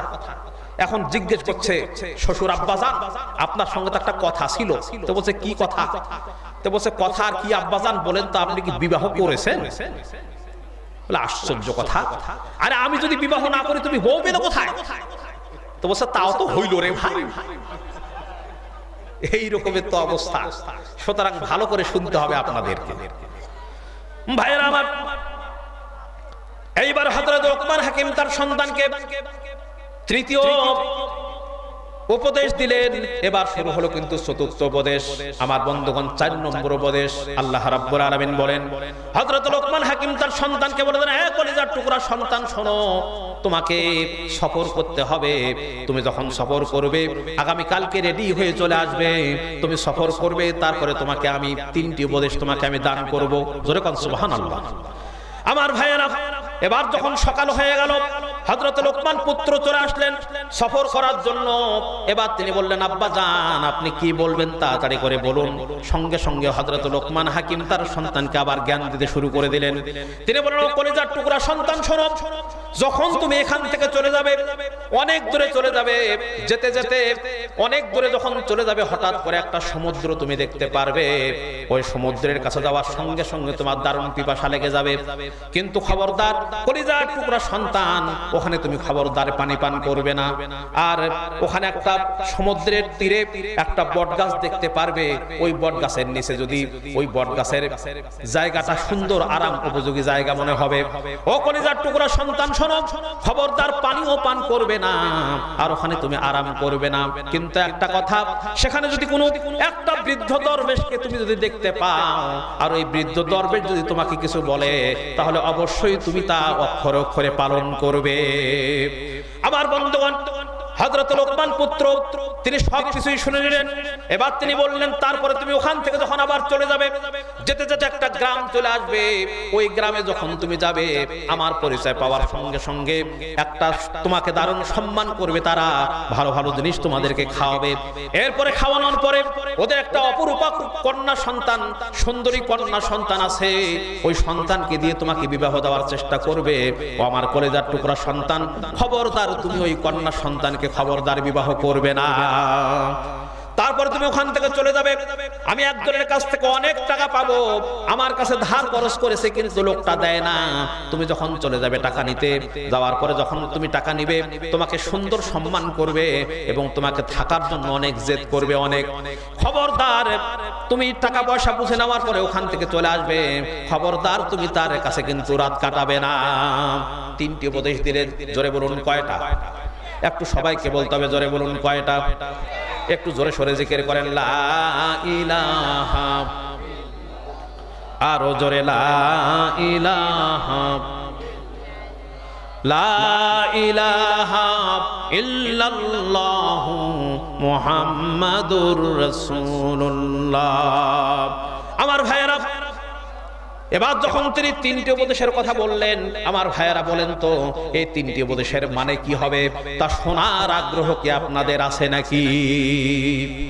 জোরে বলুন, আছে? এগুলার ভেদ কি হবে, মানে কি হবে, অবশ্যই আমি বলে দেব। আমার বন্ধুগণ, এইবার পিতার পুত্র, এবার হযরত লোকমান পুত্র পিতার আদেশ মাথায় নিয়ে এবার যখন তিনি যেতে শুরু করবেন, হযরত লোকমান হাকিম তার সন্তানকে বলে দেন, আমার কলিজার টুকরা সন্তান, তুমি বের হয়ে চলে যাও, আমি আমার আল্লাহর কাছে তোমাকে সবর্দ করে দিলাম। জোরে কোন সুবহানাল্লাহ। হযরত লোকমান পুত্র এবার যখন তিনি সফর করতে শুরু করে দিলেন, যখন তিনি হাঁটতে শুরু করলেন, হাঁটতে হাঁটতে হাঁটতে হাঁটতে অনেক দূরে চলে গেছেন। যাওয়ার পরে হঠাৎ করে দেখতে পেলেন একটা সমুদ্র। আমার বন্ধুগণ, প্রখর রোদের কারণে দারুণ কিন্তু একেবারে তার পিপাসা লেগে গেল। মনে হচ্ছে যেন পিপাসার কারণে মনে হচ্ছে দম ফেটে বের হয়ে যাবে, এরকমের অবস্থা। সমুদ্রের মধ্যে নামলেন, এক চুল পানি হাতে নিয়েছেন, মুখে দিবেন এমন সময় কিন্তু আমার বন্ধুগণ হঠাৎ করে তার বাবার কথা মনে হয়ে গেল, হারে আমার বাবা আমাকে নিষেধ করে দিয়েছেন পানি পান করব না।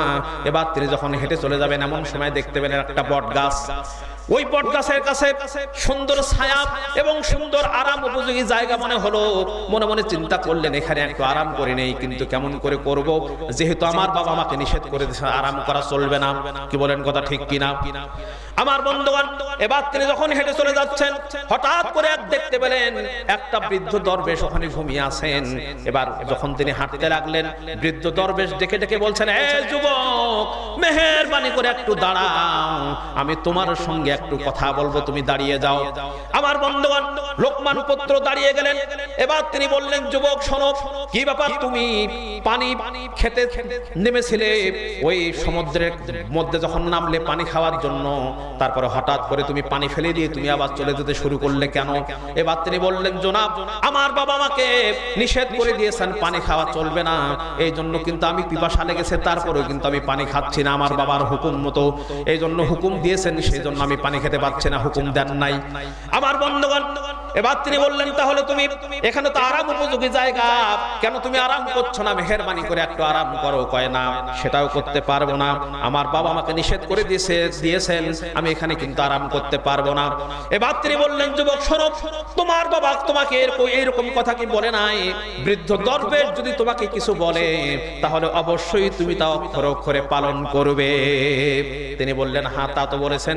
মনে মনে চিন্তা করলেন, কেমন করে জানলো এই লোকটা, জানলো কেমন করে? তাহলে তো অবশ্যই ধার্মিক মানুষ। কি বলেন, কথা ঠিক কিনা?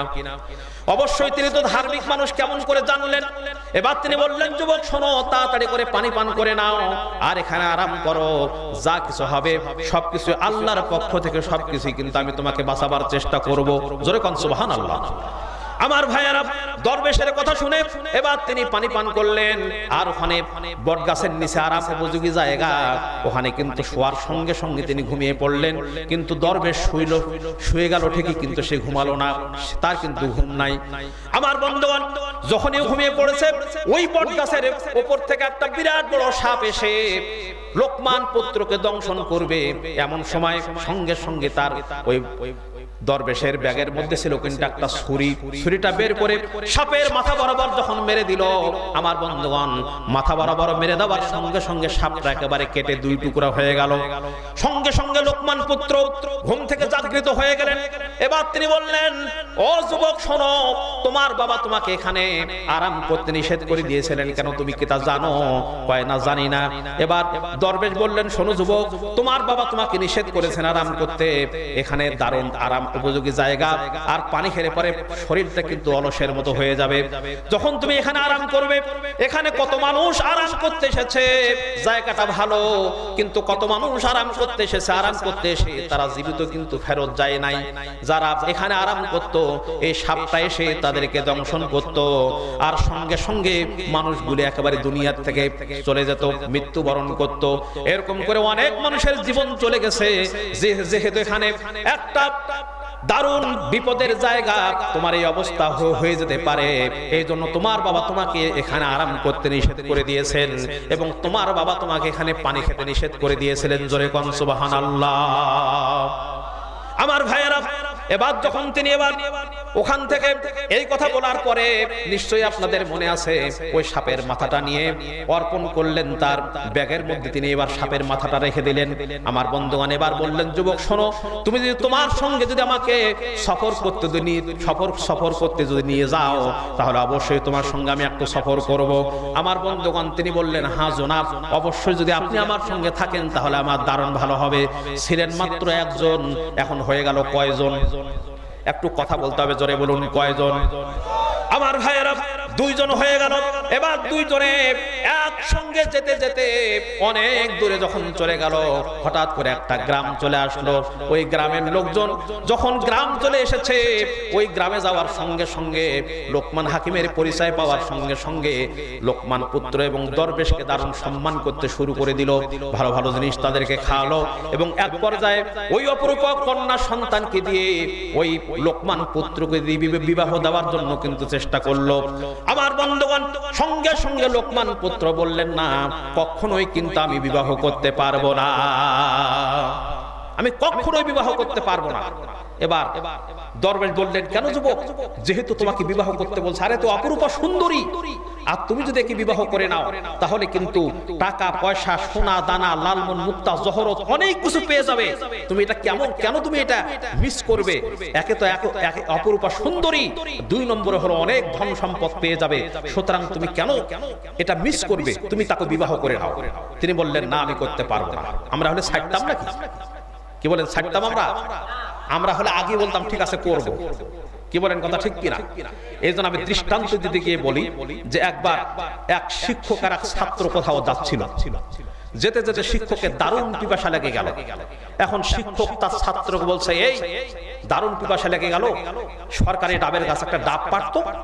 তো বলছে, দেখেন স্যার, ছাত্র ছিল চালাক, বলছে, দেখেন স্যার, আপনি থাকবেন নিচে আর আমি উঠবো উপরে? না না না, এই বেয়াদবি আমার দ্বারা সম্ভব না। কি করবে? শিক্ষক নিজেই গাছে চড়ছে, গাছ থেকে ডাব পেড়ে তারপর বলছে, ওই ডাব তো কাটতে হবে, এখন ওই সামনের বাড়ি থেকে একটা দাও নিয়ে আয় তো। তো বলছে, দেখেন স্যার, দা আনতে গেলে পাবলিক মনে করবে যে আমি আপনার মাথা কাটতে আসতেছি, কাজে এটাও আমার দ্বারা সম্ভব না। কি আর করবে? শিক্ষক নিজেই দাও নিয়ে আসছে। দাওটা নিয়ে এসে ডাবটা কেটে তারপর বলছে, এই ডাব তো কাটা হলো, এখন কি খাবি? তো বলছে, দেখেন স্যার, এর আগে আপনি দুইটা হুকুম করছেন, আমি কিন্তু মানি নাই, তৃতীয় হুকুমটা যদি আমি লঙ্ঘন করি তাহলে তো আমি শয়তান হয়ে যাব। সুতরাং দেন, ডাবের পানি খাওয়া যায়। ডাবের পানি খেয়ে একেবারে শেষ করে দিয়েছে। আমার ভাইয়েরা, সুতরাং লোভে পাপে মৃত্যু, শুধু মৃত্যু না, কিসমত কাটা যায়। কিরকম? আমার বক্তব্যের মধ্যে এক্সাম্পল সেট করতে কোনো সময় বলে থাকি যে তিনজন বন্ধু সফরে যাচ্ছে। জোরে কোন কয়জন? আরে ভাই কথা বলেন, জোরে বলেন কয়জন? তিনজন বন্ধু সফরে যাচ্ছে। যেতে যেতে অনেক দূরে চলে গেছে, হঠাৎ করে রাত লেগে গেল, দোকানপাট বন্ধ, সবকিছুই বন্ধ, কারো কাছে কিছুই নাই, মাত্র একটা রুটি আছে, একজনের কাছে একখান রুটি আছে। চিন্তা করলো, আজকে তো দোকানপাট সব বন্ধ, এই রুটি আমরা যদি সবাই খাই কারো পেট ভরবে না, অতএব এটা রেখে দেওয়া হোক, যে সবচাইতে মূল্যবান স্বপ্ন দেখবে সে এই রুটিটা খাবে। এবার রেখে দিয়েছে। তারপরে সবাই ঘুমিয়ে পড়েছে, সকলের ছোটটাই মনে মনে চিন্তা করতেছে, সকলে কি দেখেন না দেখি আল্লাহ জানে, মাঝখান থেকে উঠে রুটিটা খায় আল্লাহ রাস্তা শুয়ে থাকে। এবার যখন সবাই ঘুমিয়ে পড়লো, আস্তে করে রুটিটা খেয়ে শুয়ে গেছে। এবার যখন প্রভাত হয়ে গেছে, ভোর যখন হয়ে গেল, তখন সকলের বড়টা ওই দুইজনকে ডেকে ডেকে বলছে, আমি একটা দারুণ স্বপ্ন দেখেছি। কি স্বপ্ন দেখছো? তো বলছে, আমি স্বপ্নে দেখি আমি পরের দেশে চলে গিয়েছি, পরে আমাকে এনে নাচতে শুরু করে দিয়েছে, কি মূল্যবান স্বপ্ন দেখলাম, রুটি আমি খাবো। আরেকজনে বলছে, আমি স্বপ্নে দেখি আল্লাহর আরশে আজিমে চলে গেছি, কি অলৌকিক নিদর্শন দেখলাম, কত হুরগেলমান দেখলাম, সুতরাং রুটি আমি খাবো। এবার সকলের শ্রোতাই বলছে, ভাই সাহেব, আপনারা তো মুবারক স্বপ্ন দেখছেন, কিন্তু আমি তো একটা গজবের স্বপ্ন দেখছি। তুই আবার গজবের কি স্বপ্ন দেখলি রে? তো বলছে, আমি গজবের স্বপ্ন দেখলাম, বিরাট একটা মোটা ফেরেশতা লাঠি এনে বলছে, তুই এই রুটিটা খাই শুয়ে থাক, তা না হলে জানি মেরে ফেলবো আজকে। কি করি ভাই, জানের ভয়ে আমি এই রুটিটা খাই শুয়ে গেছি।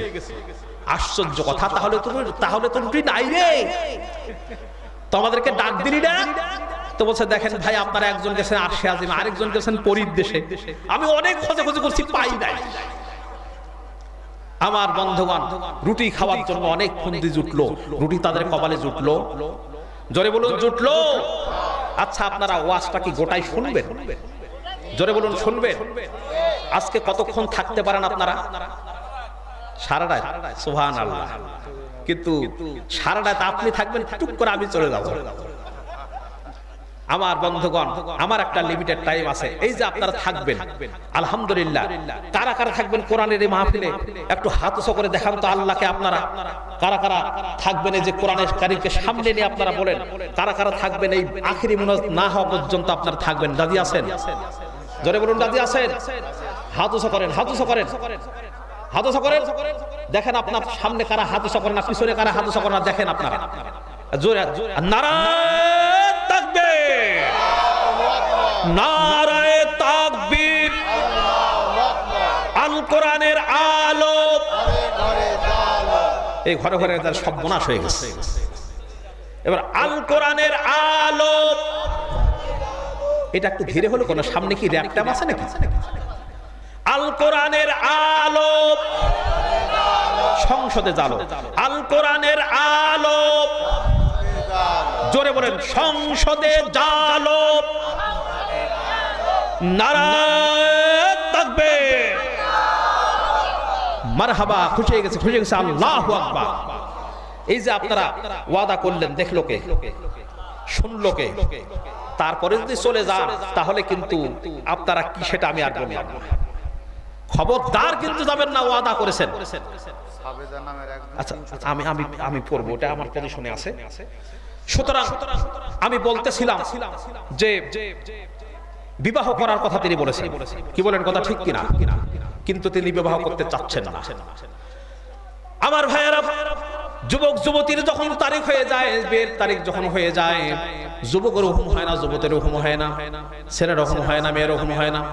বড় বড় সোসাইল তাকে থাকে, দাদিও কয় ঘুমাস না কিসের জন্য, কয় ঘুম ধরছে না, ঘুম ধরছে না। আমার বন্ধুগণ, শুধু তাই নয়, এবার তিনি বললেন, এ যুবক, কেন তুমি বিবাহ করবে না? এবার তিনি বললেন, আমার বাবা আমাকে নিষেধ করে দিয়েছেন, বিবাহ করা চলবে না। এবার তিনি বললেন, শোনো, তোমার বাবা তোমাকে এরকম কথা বলে নাই।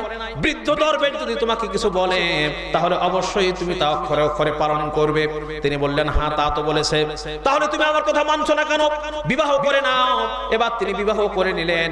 আমার বন্ধুগণ, দরবেশ বললেন, যুবক শোনো, যখন বিবাহ হয়ে গেল, তোমার শ্বশুর বাড়িতে কিছুদিন থেকে যাও, আর যখন তোমাদেরকে একটি রাত দেওয়া হবে, কিছুক্ষণ পরে সন্ধ্যা লেগে যাবে, আমার সাথে তুমি অবশ্যই সাক্ষাৎ করবে। তারপরে আমি একটা তোমাকে উপদেশ দেব, তারপরে তুমি ওই মেয়ের সঙ্গে একটা রাত থেকে তুমি সঙ্গম করবে, তাছাড়া কখনোই তার সঙ্গে তুমি মিলন ঘটাবে না। আমার বন্ধুগণ, এবার সঙ্গে সঙ্গে তিনি সন্ধ্যা লেগে গেল, দরবেশের কাছে যখন তিনি চলে গেলেন, দরবেশের কাছে গিয়ে বললেন, ওই জিনিসটি আপনাদের মনে আছে, ওই সাপের মাথাটা অর্পণ করে দিয়েছিলেন, ওই ব্যাগের মধ্যে রেখে দিয়েছিলেন, ওই সাপের মাথাটা লোকমান পুত্রকে দিয়ে দিলেন। আর বললেন, ও যুবক শোনো, এই সাপের মাথাটা একটা পাতিলের মধ্যে নিয়ে যাওয়ার পরে সুন্দর করে এই সাপের মাথাটা পোড়াবে, পোড়ানোর পরে তারপরে তার ধোঁয়াগুলি যখন উঠবে, ওই ধোঁয়াগুলি তার গুপ্ত স্থানে লাগাবার চেষ্টা করবে। এরপরে কিছুক্ষণ পরে ওই মেয়ের সঙ্গে তুমি সঙ্গম করবে, তাছাড়া কখনোই কিন্তু তার সঙ্গে তুমি মিলন ঘটাবে না। আমার ভাইয়েরা, এবার তিনি সাপের মাথাটা নিয়ে চলে আসলেন। আসার পরে পাতিলের মধ্যে পোড়ানোর পরে ধোঁয়াগুলি যখন গুপ্ত স্থানে যখন লাগালেন, লাগানোর সঙ্গে সঙ্গে মেয়েটি একটা চিৎকার করে বেহুঁশ হয়ে পড়ে গেল। আর যখন বেহুঁশ হয়ে যখন পড়ে গেছে, তার গুপ্ত স্থান থেকে একেবারে একটা লিঙ্ক, তার একটা আপনার কীট জাতীয় একটা জিনিস, পতঙ্গ জাতীয় কীট জাতীয় একটা জিনিস তার ওই পাতিলের মধ্যে পড়েছে, আর সঙ্গে সঙ্গে আগুনের মধ্যে একেবারে পড়ে ভস্ম হয়ে গেল। এরপরে মেয়েটি যখন আবার যখন হুঁশ হলো, এবার যুবক মনের আনন্দে তার সাথে মিলন ঘটালেন। জোরে কোন সুবহানাল্লাহ। এদিকে গ্রামের লোক মনে মনে চিন্তা করলেন, এই ছেলেটি এত সুন্দর দেখতে, কিন্তু না জানি কখন মনে হয় মৃত্যুর সময় চলে আসবে, এরকম চিন্তা করেছে। তার কারণ হলো এই মেয়েটির সঙ্গে যাদের বিবাহ হয়েছে কেউ কিন্তু তারা বাঁচে নাই, এরকম চিন্তা করেছে। আমার ভাইয়েরা, সকাল যখন হয়ে গেল, সকাল হওয়ার পরে এরপরে হঠাৎ করে যখন সকাল হয়ে গেছে, দরবেশের কাছে সব ঘটনা খুলে বললেন। দরবেশ বললেন, যুবক শোনো, তোমার বাবা তোমাকে বিবাহ করতে নিষেধ করে দিয়েছেন, কেন তুমি কি তা জানো? কয় না, জানি না। এবার বলছেন, দেখো এই মেয়েটিকে অপরূপা সুন্দরী দেখতে, সেই জন্য ধন সম্পদ অনেক আছে, তাই বিবাহ করার জন্য অনেক মানুষ তাকে বিবাহ করেছিল, কেউ লাভবান হতে পারে নাই। যারা বিবাহ করেছে সবাই দুনিয়ার থেকে চলে গেছে, এই জন্য আজকে তোমার অবস্থাও কিন্তু এরকম হতো। তোমার বাবা জানতে পেরেছিলেন, যার কারণে তোমাকে এখানে বিবাহ করতে নিষেধ করে দিয়েছিলেন। জোরে কোন সুবহানাল্লাহ। আমার বন্ধুগণ, এবার তখন তিনি এখান থেকে আবার বললেন, কিছুদিন শ্বশুর বাড়িতে থেকে যাও। এবার যখন তিনি কিছুদিন থাকলেন, তারপরে যেতে যেতে হঠাৎ করে তার মনে হয়ে গেল, আরে আমার আব্বা তো বলে দিয়েছেন একজনের কাছ থেকে আমি টাকা পাবো, টাকাটা নিয়ে আমাকে চলে আসতে হবে। আমার ভাইয়েরা, এবার যখন তিনি বলেছিলেন সমুদ্রের তীরে, আপনার নদীর তীরে হলো তার বাসা, এবার তখন তার বাসাতে চলে যাচ্ছেন টাকা আদায় করার জন্য। আমার বন্ধুগণ, একসঙ্গে যখন চলে যাচ্ছেন, যেতে যেতে যখন এরকম করে তার নদীর কাছেই হলো তার বাড়ি, লোকটাকে ডেকে নিলেন, বললেন তাড়াতাড়ি করে আসেন। করজদার নামের লোকটিকে যখন চলে আসলেন, আসার পরে এবার যখন বললেন তাড়াতাড়ি করে, লোকমান পুত্র যখন তার বাবার পরিচয় দিলেন, বাবার পরিচয় পাওয়ার সঙ্গে সঙ্গে তাদেরকে দারুণ ভালোবাসলো, দারুণ সম্মান করলো, এবং সম্মান করার পরে ভালো ভালো জিনিস খাওয়ালো। আর বললো, যুবক শোনো, তোমার টাকা আমি দিয়ে দেবো, আজকের রাতটুকুন মেহেরবানি করে একটু গরিবের বাড়িতে একটু থেকে যাও। তিনি বললেন, না, তাড়াতাড়ি করে আমার টাকা আমাকে ফেরত দিয়ে দেন, আপনার বাড়িতে আমি কিন্তু থাকবো না। দরবেশ বললেন, কেন যুবক তুমি থাকবে না? আরে থেকে যাও না, আমি তো আছি তোমার সঙ্গে। আমার বন্ধুগণ, তিনি বললেন, না জনাব, আমাকে থাকতে নিষেধ করে দিয়েছেন। কয় না, থেকে যাও। তোমার বাবা তোমাকে এরকম বলে নাই? কয় হ্যাঁ বলেছে। বৃদ্ধ দরবেশ যদি কিছু বলে, তাহলে অবশ্যই তুমি তা অক্ষরে অক্ষরে পালন করবে। তাহলে তুমি আমার কথা মানছো না কেন? আমার কথা মেনে নাও, যা কিছু হবে আল্লাহর পক্ষ থেকে তোমাকে আমি বাঁচাবার চেষ্টা করবো। জোরে কোন সুবহানাল্লাহ। আমার বন্ধুগণ, এবার থেকে গেলেন, সুন্দর সুন্দর জিনিস তাকে খাওয়ালেন। এরপরে সুন্দর জিনিস খাওয়ার পরে, মেহমানদারি করানোর পরে, ওই লোকটির স্বভাব ছিল খারাপ, যার কাছ থেকে তিনি টাকা পেতেন ধার খরচ করতেন। আর নদী গর্ভে তাদের বাসা ছিল, যারা টাকা পেত যখন ঘুমিয়ে পড়তো সঙ্গে সঙ্গে একেবারে একটা ধাক্কা মেরে দিত। আর ওই লোকটি যখন ঘুমিয়ে পড়তো, ধাক্কা মেরে দিত নদী গর্ভে সমস্ত মানুষগুলি, ধাক্কা যাকে মারতো সেই লোকটা কিন্তু ওই নদীর মধ্যে পড়ে যেত আর মৃত্যুর করে ঢলে পড়তো। এইরকম করতে করতে কত মানুষের টাকা মেরে দিয়েছে তার হিসাব নাই। একটু জোরে সরে জিকির করেন, লা ইলাহা, হ্যাঁ দেন, লা ইলাহা, লা ইলাহা। কি জিকির ভালো লাগে না? একটু মহব্বতের সাথে করেন, লা ইলাহা। খুব তাড়াতাড়ি দিতে হবে তো, লা ইলাহা। হাসবি রব্বি জাল্লাল্লাহ মা ফি কলবি গায়রুল্লাহ, লা ইলাহা। জোরে লা ইলাহা, লা ইলাহা। জোরে পড়েন, লা ইলাহা। আমার ভাইয়েরা, এইবার হযরত লোকমান পুত্র যখন থেকে গেলেন, থাকার পরে আমার বন্ধুগণ সম্মান করলো, ভালো ভালো জিনিস তাকে খাওয়ালো। একটু আরেকটু জিকির করেন, লা ইলাহা। জোরে, লা ইলাহা।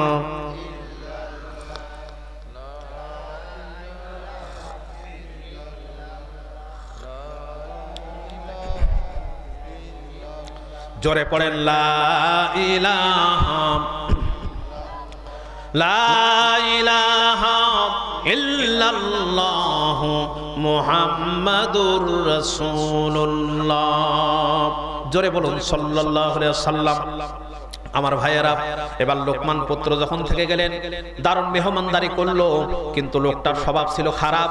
যার কাছে টাকা পেত তাদেরকে নিয়ে আসার পরে ওদেরকে যখন ঘুমিয়ে পড়তো নদী গর্ভে ধাক্কা মেরে ফেলে দিত। সমস্ত মানুষগুলো এরকম করে অনেক মানুষের জীবন চলে গেছে।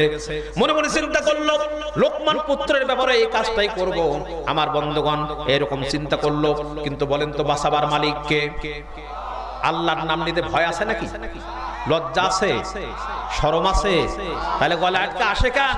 জোরে সরে বলুন বাঁচাবার মালিক কে? দুই হাত উঁচু করে বলেন কে? আল্লাহ রাব্বুল আলামিন, তিনি বাঁচাবার মালিক। তাই আল্লাহ পাক বলেন আল্লাযী খালাকাল মাউতা ওয়াল হায়াতা লিয়াবলুয়াকুম আইয়ুকুম আহসানু আমালা ওয়া হুয়াল আজিজুল গফুর। আল্লাহ পাক বলেন তিনি হায়াত এবং মওতকে সৃষ্টি করেছেন এবং যিনি দুনিয়া সৃষ্টি করেছেন তোমাদের মধ্যে কে কেমন আমল করে আসতে পারে। যারা আমল ভালো করে আসতে পারবে কিয়ামতের দিন আল্লাহ হয়ে যাবেন, তিনি হবেন গফুরুর রহিম, তিনি হবেন দয়াবান। জোরে কোন সুবহানাল্লাহ। সুতরাং বাঁচাবার মালিক কে? একটু সবাইকে বলতে হবে, জোরে বলুন কে? বাঁচাবার মালিক হলেন আল্লাহ। এবার যখন এরকম ষড়যন্ত্র করেছে, আমার বন্ধুগণ মনে মনে চিন্তা করলো আমার সন্তানকে আমি রেখে দেই, তাহলে যেন সন্দেহ না হয়। আমার ভাইয়েরা, এবার বাড়িওয়ালার সন্তানকেও কিন্তু তাদের সঙ্গে রেখে দিয়েছে। কে কোথায় থাকলো, বাড়িওয়ালা সবকিছুই কিন্তু দেখে চলে গেল। মনে মনে চিন্তা করলো রাত হয়ে যাক, তারপরে আমার কাজ আমি সেরে ফেলবো। আমার ভাইয়েরা, এবার যখন অনেক রাত হয়ে গেছে, তারপরে যখন চলে গিয়েছে, এবার বৃদ্ধ দরবেশ কিন্তু একেবারে জায়গা পরিবর্তন করে দিলেন। যেখানে লোকমান পুত্র ছিলেন সেখানে বাড়িওয়ালার সন্তানকে রেখে দিলেন, আর যেখানে বাড়িওয়ালার সন্তান ছিল ওখানে কিন্তু লোকমান পুত্রকে রেখে দিলেন, জায়গা পরিবর্তন করে দিলেন। আমার বন্ধুগণ, এবার বাড়িওয়ালা অনেক রাত্রে যখন চলে এসেছেন, মনে মনে চিন্তা করলেন এখানেই তো আমি রেখে গিয়েছিলাম। এবার তার নিজের সন্তানকে লোকমান পুত্র মনে করে নদী গর্ভে নিক্ষেপ করে বাড়িতে চলে গেল। আমার ভাইয়েরা মনে মনে চিন্তা করলো আমাকে 8 টাকা ফেরত দিতে হবে না, আমাকে 8 টাকা ফেরত দিতে হবে না। আমার বন্ধুগণ এরকম চিন্তা করেছে। আমার বন্ধুগণ যাই হোক, এবার যখন সকাল যখন হয়ে গেল, ভোর যখন হয়ে গেছে, বৃদ্ধ দরবেশ বললেন যুবক তাড়াতাড়ি করে এখান থেকে আমরা চলো কেটে পড়ি, তোমার টাকাটা তুমি ফেরত নিয়ে নাও। আমার বন্ধুগণ দরজার সামনে গিয়ে বলেন এ সলিমউদ্দিন, তাড়াতাড়ি করে টাকা দিয়ে দাও, আমার টাকা আমাকে ফেরত দিয়ে দাও। বলার সঙ্গে সঙ্গে যেন তার আসমান তার মাথায় ভেঙে পড়েছে। পাপ কিন্তু বাপকেও সারা, বেশি অন্যায় করলে এইরকম অবস্থা হয়। ভাইয়েরা আমার, এবার যখন এরকম করে বাড়িওয়ালা টাকা ফেরত দিয়ে দিল, কিছুই বলতে পারলো না।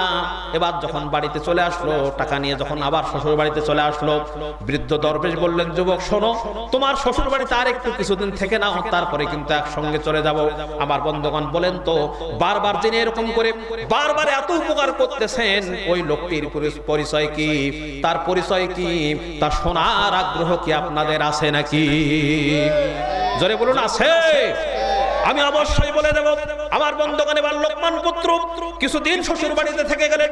থাকার পরে ওখান থেকে আবার যখন চলে যেতে শুরু করলেন, এবার বৃদ্ধ দরবেশ কিন্তু চলে যাচ্ছে। রাস্তার মাঝামাঝি যখন চলে এসেছে, আসার পরে রাস্তার মাঝামাঝি যখন চলে এসেছে, তখন বলছে যুবক শোনো, আমি অনেকদিন পর্যন্ত তোমার সঙ্গে থেকেছিলাম। ধীরে কথা বলেন, ধীরে কথা বলেন, একটু জোরে সোরে জিকির করেন লা ইলাহা, আরো জোরে লা ইলাহা, লা ইলাহা ইল্লাল্লাহু মুহাম্মাদুর রাসূলুল্লাহ। আমার ভাইয়েরা, অল্প সময় আমার ভাইয়েরা শুধু তাই নয়, এবার যখন রাস্তার মাঝামাঝি যখন চলে এসেছে, এবার দরবেশ বললেন যুবক শোনো, অনেকদিন পর্যন্ত তোমার সঙ্গে ছিলাম, অনেক ধন সম্পদ, টাকা পয়সা, লালমন মুক্তা, সোনা দানা, অনেক কিছু তোমার তো সম্পদ, এক গাড়ি পর্যন্ত সম্পদ দিয়েছে। আমি ইচ্ছে করলে তো তুমি এখান থেকে আমাকে একটা ভাগ দিতে পারো, আমিও তো ভাগ পেয়ে থাকি। এবার তিনি বললেন জনাব অবশ্যই আপনি পাবেন। এবার তিনি 2টা ভাগ করলেন সম্পদ। জোরে বলুন কয় ভাগ? একটু সবাইকে বলতে হবে, জোরে বলুন কয় ভাগ? 2 ভাগ করলেন। করে বললেন জনাব আপনি কোনটা নেবেন নিয়ে নেন। এবার তিনি একটা ভাগ নিয়ে যখন তিনি যেতে শুরু করলেন, এবার বললেন ঠিক আছে জনাব, এবার যুবক তুমি চলে যাও। এবার যখন যেতে যেতে কয়েক ধাপ যখন দিয়েছেন, সঙ্গে সঙ্গে আবার দরবেশ বললেন এ যুবক, মেহেরবানি করে একটু দাঁড়াও, তোমার সঙ্গে আমার কথা আছে। এবার তিনি বললেন শোনো, তুমি কি আমাকে সম্পদগুলি দিলে ভয় ভীতির কারণে তুমি আমাকে দিয়েছো নাকি? কয় না জনাব, আমি সঠিকভাবে দিয়েছি আপনাকে, আমি কোনো ভয় ভীতির কারণে দেই নাই। এবার তিনি আবার যেতে শুরু করলেন। কয়েক ধাপ যখন চলে গেলেন, সঙ্গে সঙ্গে তিনি বললেন ও যুবক, আবার একটু দাঁড়াও, তোমার সঙ্গে আর একটু কথা বলে, আমার কথা শেষ হয় নাই। তিনি বললেন, আপনি বারবার কেন আমাকে থামাচ্ছেন, কারণটা কি? এবার তিনি বললেন, জনাব যুবক, শোনো একটা কথা, সেটা হলো এই যে তুমি আমাকে দিলে, এগুলো তোমার মন থেকে তুমি কি দিয়েছো নাকি? কয়, হ্যাঁ আমি মন থেকে দিয়ে দিয়েছি। আপনি যদি আমাকে এত উপকার করেছেন, আপনি যদি আমাকে কোনো উপকার না করতেন, আপনার ঋণ আমি কোনোদিন শোধ করতে পারবো না। আপনি একটা ভাগ কেন, আমার সমস্ত সম্পদ যদি নিয়ে নেন, তারপর আমার দিদি কোনো আপত্তি নাই, চলে যেতে পারে। ভাইয়েরা আমার, এবার সঙ্গে সঙ্গে তিনি বললেন, যুবক শোনো, তোমার ব্যবহারে আমি এত খুশি হয়ে গেছি। শোনো, আমি তোমার সম্পদ আমি নিতে আসি নাই, আমি মাত্র তোমাকে পরীক্ষা করেছি। সুতরাং এই সম্পদ আমার কোনো কাজে আসবে না। আমি দুনিয়ার কোনো মানুষ নই, আমি যেহেতু চলে যাচ্ছি, আমাকে বিদায় হতে হবে। অনেক দিন তোমার সঙ্গে থাকলাম, সুতরাং আমি দুনিয়ার কোনো মানুষ নই। তুমি যখন সফর করতে যখন আসবে, তখন তোমার বাবা তোমার জন্য আল্লাহর কাছে দোয়া করেছিলেন, আল্লাহ মেহেরবানি করে তুমি আমার সন্তানকে তুমি হেফাজত করো। আল্লাহ রাব্বুল আলামিন তোমার বাবার দোয়াকে কবুল করে নিয়ে তোমার জন্য সুন্দর একটা ফেরেশতা আল্লাহ রাব্বুল আলামিন তোমার খেদমত করার জন্য সুন্দর একটা ফেরেশতা আল্লাহ নিযুক্ত করে দিয়েছিল। আমি হলাম সেই আল্লাহর ফেরেশতা। জোরে কোন সুবহানাল্লাহ, নারায়ে তাকবীর। আমার ভাইয়েরা, সঙ্গে সঙ্গে তিনি বললেন, যুবক শোনো, তোমার জন্য আমি দারুণ খুশি হয়ে গেছি, তোমার ব্যবহারের কারণে আমি খুশি হয়ে গেছি। আমি তোমার জন্য দোয়া করি, দাম্পত্য জীবন আল্লাহ তোমাদের সুখময় করে দিক। তুমি তোমার বাবার কাছে অবশ্যই আমার কথা কিন্তু বলবে, আর আল্লাহ তোমাদের জীবনকে সুন্দর করে, সুন্দর সুখময় এবং মঙ্গলময় যেন করে দেন। জোরে বলুন আমিন। আমার ভাইয়েরা, এইরকম করে তিনি যখন দোয়া করলেন, দোয়া করে যখন বিদায় হচ্ছেন, এমন সময় এবার কয়েক ধাপ যখন দিয়েছেন, সঙ্গে সঙ্গে এবার ছেলেটা যখন লোকমান পুত্র পিছন দিক দেখে যখন এরকম করে তাকিয়েছেন, কিছুক্ষণ পরে দেখেন আল্লাহর কুদরতে ওই দরবেশটা অদৃশ্য হয়ে গেছে। আমার বন্ধুগণ, একটু জোরে সরে জিকির করেন, লা ইলাহা, জোরে পড়ুন লা ইলাহা। কম্পিউটার বন্ধ করেন, লা ইলাহা, লা ইলাহা। সাথে পড়েন, আউযু বিল্লাহি মিনাশ শাইতানির রাজীম, বিসমিল্লাহির রহমানির রহিম, আস্তাগফিরুল্লাহ রাব্বি মিন কুল্লি যামবিন ওয়া আতুবু ইলাইহি, লা হাওলা ওয়ালা কুওয়াতা ইল্লা বিল্লাহিল আলিয়্যিল আযীম, লা ইলাহা ইল্লাল্লাহু মুহাম্মাদুর রাসূলুল্লাহ, আশহাদু আল্লা ইলাহা ইল্লাল্লাহু ওয়াহদাহু লা শারীকা লাহু ওয়া আশহাদু আন্না মুহাম্মাদান আবদুহু ওয়া রাসূলুহু, তাওবা ইয়া রাব্বি তাওবা ইয়া আল্লাহ, লা ইলাহা ইল্লাল্লাহু মুহাম্মাদুর রাসূলুল্লাহ। এখন আমরা মুনাজাত করব। তার আগে অনেকেই আমাকে বলেছেন, হুজুর আপনার মোবাইল নাম্বারটা দিবেন। তা আপনারা নিতে পারেন। নাম্বার আমি বলছি, 01724985241। নাম্বারটা আমি আবারও বলছি, 01724985241। তারপরও আমার কার্ড আছে, আপনারা কার্ড সংগ্রহ করতে পারবেন। আসুন, আল্লাহ পাক আমাদের সবার মুনাজাতকে যেন আল্লাহ কবুল করে নেন। জোরে বলুন আমিন। সবাইকে বলতে হবে, জোরে বলুন আমিন। আল্লাহুম্মা আমিন। রব্বানা যালামনা আনফুসানা ওয়া ইল্লাম তাগফির লানা ওয়া তারহামনা লানাকুনান্না মিনাল খাসিরিন। ربنا لا تزغ قلوبنا بعد إذ هديتنا وهب لنا من لدنك رحمة إنك أنت الوهاب या इलाही घर के दरियाए गुनाहम तुमी दानी वक़द हस्ती गवाहम चोश को मोरा पाकेदारी अजहराम मुर्दा ईमा दारबाशी वस्सलाम गुनाहगारो गुनाहगारो गुनाहगार तुगफ्फारन तुगफ्फारन तुगफ्फार। आय अल्लाह ताला অনেকক্ষণ ধরে রব্বুল আলামিন আয় আল্লাহ তাআলা এই কোরআনুল কারীমের রব্বুল আলামিনের সমাপনী দিবসে আয় আল্লাহ অনেকক্ষণ পর্যন্ত আমরা আলোচনা করেছি। আয় আল্লাহ তাআলা মেহেরবানি করে এই মাকড়তলী হাফিজিয়া মাদ্রাসা কর্তৃক আয়োজিত কোরআনে কারীমের মাহফিলের সমাপনী দিবসে আল্লাহ অনেকক্ষণ আলোচনা করার পরে দুইখানা হাত তোমার দরবার আমরা তুলে ধরেছি। আয় আল্লাহ তাআলা এই আলোচনার সব সর্বপ্রথম আকায়ে নামদারে তাজদারে মদিনা আহমদ মুস্তাফা মুহাম্মদ মুস্তাফা সাল্লাল্লাহু আলাইহি সাল্লামের রওজা মুবারকে পৌঁছিয়ে দাও। तमाम পৃথিবীর মাটির নিচে যত মুমিন মুমিনাত শুয়ে আছেন তাদের আরওয়ার পরে সওয়াব পৌঁছিয়ে দাও। আয় আল্লাহ তাআলা আমাদের মধ্যে থেকে মা বাপ যাদের অন্ধকার কবরে চলে গেছে, আয় আল্লাহ কি অবস্থা আছে জানি না, আমাদের পিতামাতার কবরকে মেহেরবানি করে জান্নাতের টুকরায় পরিণত করে দাও রব্বুল আলামিন। জনম দুঃখিনী মা, একটা অক্ষর মা, আর যেন মনে হয় তামাম পৃথিবীর মধু একটা মায়ের মধ্যে তুমি রেখে দিয়েছো। আয় আল্লাহ ওই মা যার দুনিয়া থেকে চলে গেছে, মেহেরবানি করে কবরকে জান্নাতের টুকরায় পরিণত করে দাও রব্বুল আলামিন। আব্বাজান যার দুনিয়া থেকে বিদায় হয়ে গেল, ছেলেকে মানুষ করার জন্য কত কষ্ট করেছে, কত টাকা পয়সা খরচ করেছে, বাড়ি ঘর তৈরি করে দিয়ে গেছে। আয় আল্লাহ যাওয়ার সময় কিছুই নিয়ে যেতে পারে নাই। আয় আল্লাহ ওই বাপজান যার দুনিয়া থেকে চলে গেছে, মেহেরবানি করে কবরকে জান্নাতের টুকরায় পরিণত করে দাও। আয় আল্লাহ তাআলা আমাদের মা বাপ যাদের বেঁচে আছে ভালো রাখো, সুস্থ রাখো, খাতিমা বিল খায়র করো, সম্মানের সাথে রাখো রব্বুল আলামিন। মেহেরবানি করে তাদের খেদমত করার তুমি তৌফিক দান করো আল্লাহ। আয় আল্লাহ তাআলা আমরা বড় আশা করে তোমার দরবারে হাত তুলেছি আল্লাহ, এমন কোন গুনাহ নাই যে আমরা করি নাই রব্বুল আলামিন। জীবনের সব জায়গায় যেদিকে তাকাই শুধু গুনাহ ছাড়া আর কিছুই দেখি না রব্বুল আলামিন। আয় আল্লাহ আজকে কোরআনের মাহফিলে আমরা হাত তুলে ওয়াদা করতেছি আল্লাহ, তুমি যদি আজকে আমাদেরকে গুনাহ না মাফ করে দাও, আমরা কার কাছে যাব? যাওয়ার মতো তো আমাদের আর কিছুই নাই। আয় আল্লাহ মেহেরবানি করে আমাদের জিন্দেগীর সমস্ত গুনাহ মাফ করে এখান থেকে নিষ্পাপ করে মেহেরবানি করে আমাদেরকে বের করে দাও।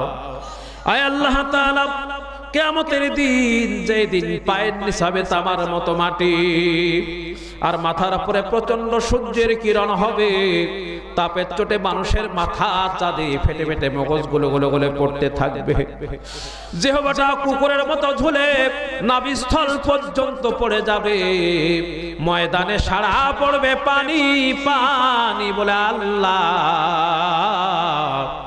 আজকের এই মাহফিল যারা আমরা এসেছি আল্লাহ মেহেরবানি করে তোমার হাবিবের হাতের কাউসারের পেয়ার আমাদের নসিব করে দিও রব্বুল আলামিন।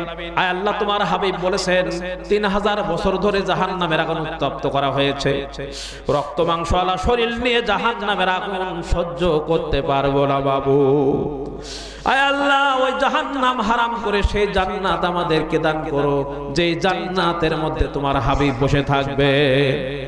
আল্লাহ তোমার হাবিবের রওজা মুবারক আমরা চোখে দেখি নাই, যাইতেছে অনেকে আমরা পয়সার অভাবে যেতে পারি না। আয় আল্লাহ একবারের জন্য যদি হয় আল্লাহ মেহেরবানি করে সোনার মক্কা মদিনা জিয়ারত করে রাসূলের রওজায় গিয়ে সালাম দেওয়ার তুমি তৌফিক দান করে দিও। আয় আল্লাহ তাআলা মেহেরবানি করে আমাদের এই সোনার বাংলাকে আল্লাহ তুমি কবুল করে নাও আল্লাহ। আল্লাহ এই বাংলাদেশের উপরে তুমি তোমার খাস রহমত নাজিল করে দাও। আয় আল্লাহ বাংলাদেশে একবারের জন্য যদি হয় মেহেরবানি করে ইসলাম কায়েম করে দাও আল্লাহ রব্বুল আলামিন। মেহেরবানি করে আল্লাহ এই দেশে ইসলাম কায়েম হয়েছে, এই দেশ চোখে দেখার তুমি তৌফিক দান করো। আয় আল্লাহ তাআলা এই মাদ্রাসাকে কবুল করে নাও রব্বুল আলামিন। আয় আল্লাহ স্কুলের শিক্ষক ছাত্র থেকে শুরু করে কমিটি বৃন্দ যারা এই স্কুলের জন্য এই মাদ্রাসার জন্য সব সময়ের জন্য খোঁজ খবর রাখেন, পরামর্শ দিয়েছেন, বুদ্ধি দেন এবং মাদ্রাসা সুন্দরভাবে চালান। আয় আল্লাহ তুমি দয়া করে মেহেরবানি করে তাদের উপরে তুমি তোমার খাস রহমত নাজিল করে দাও।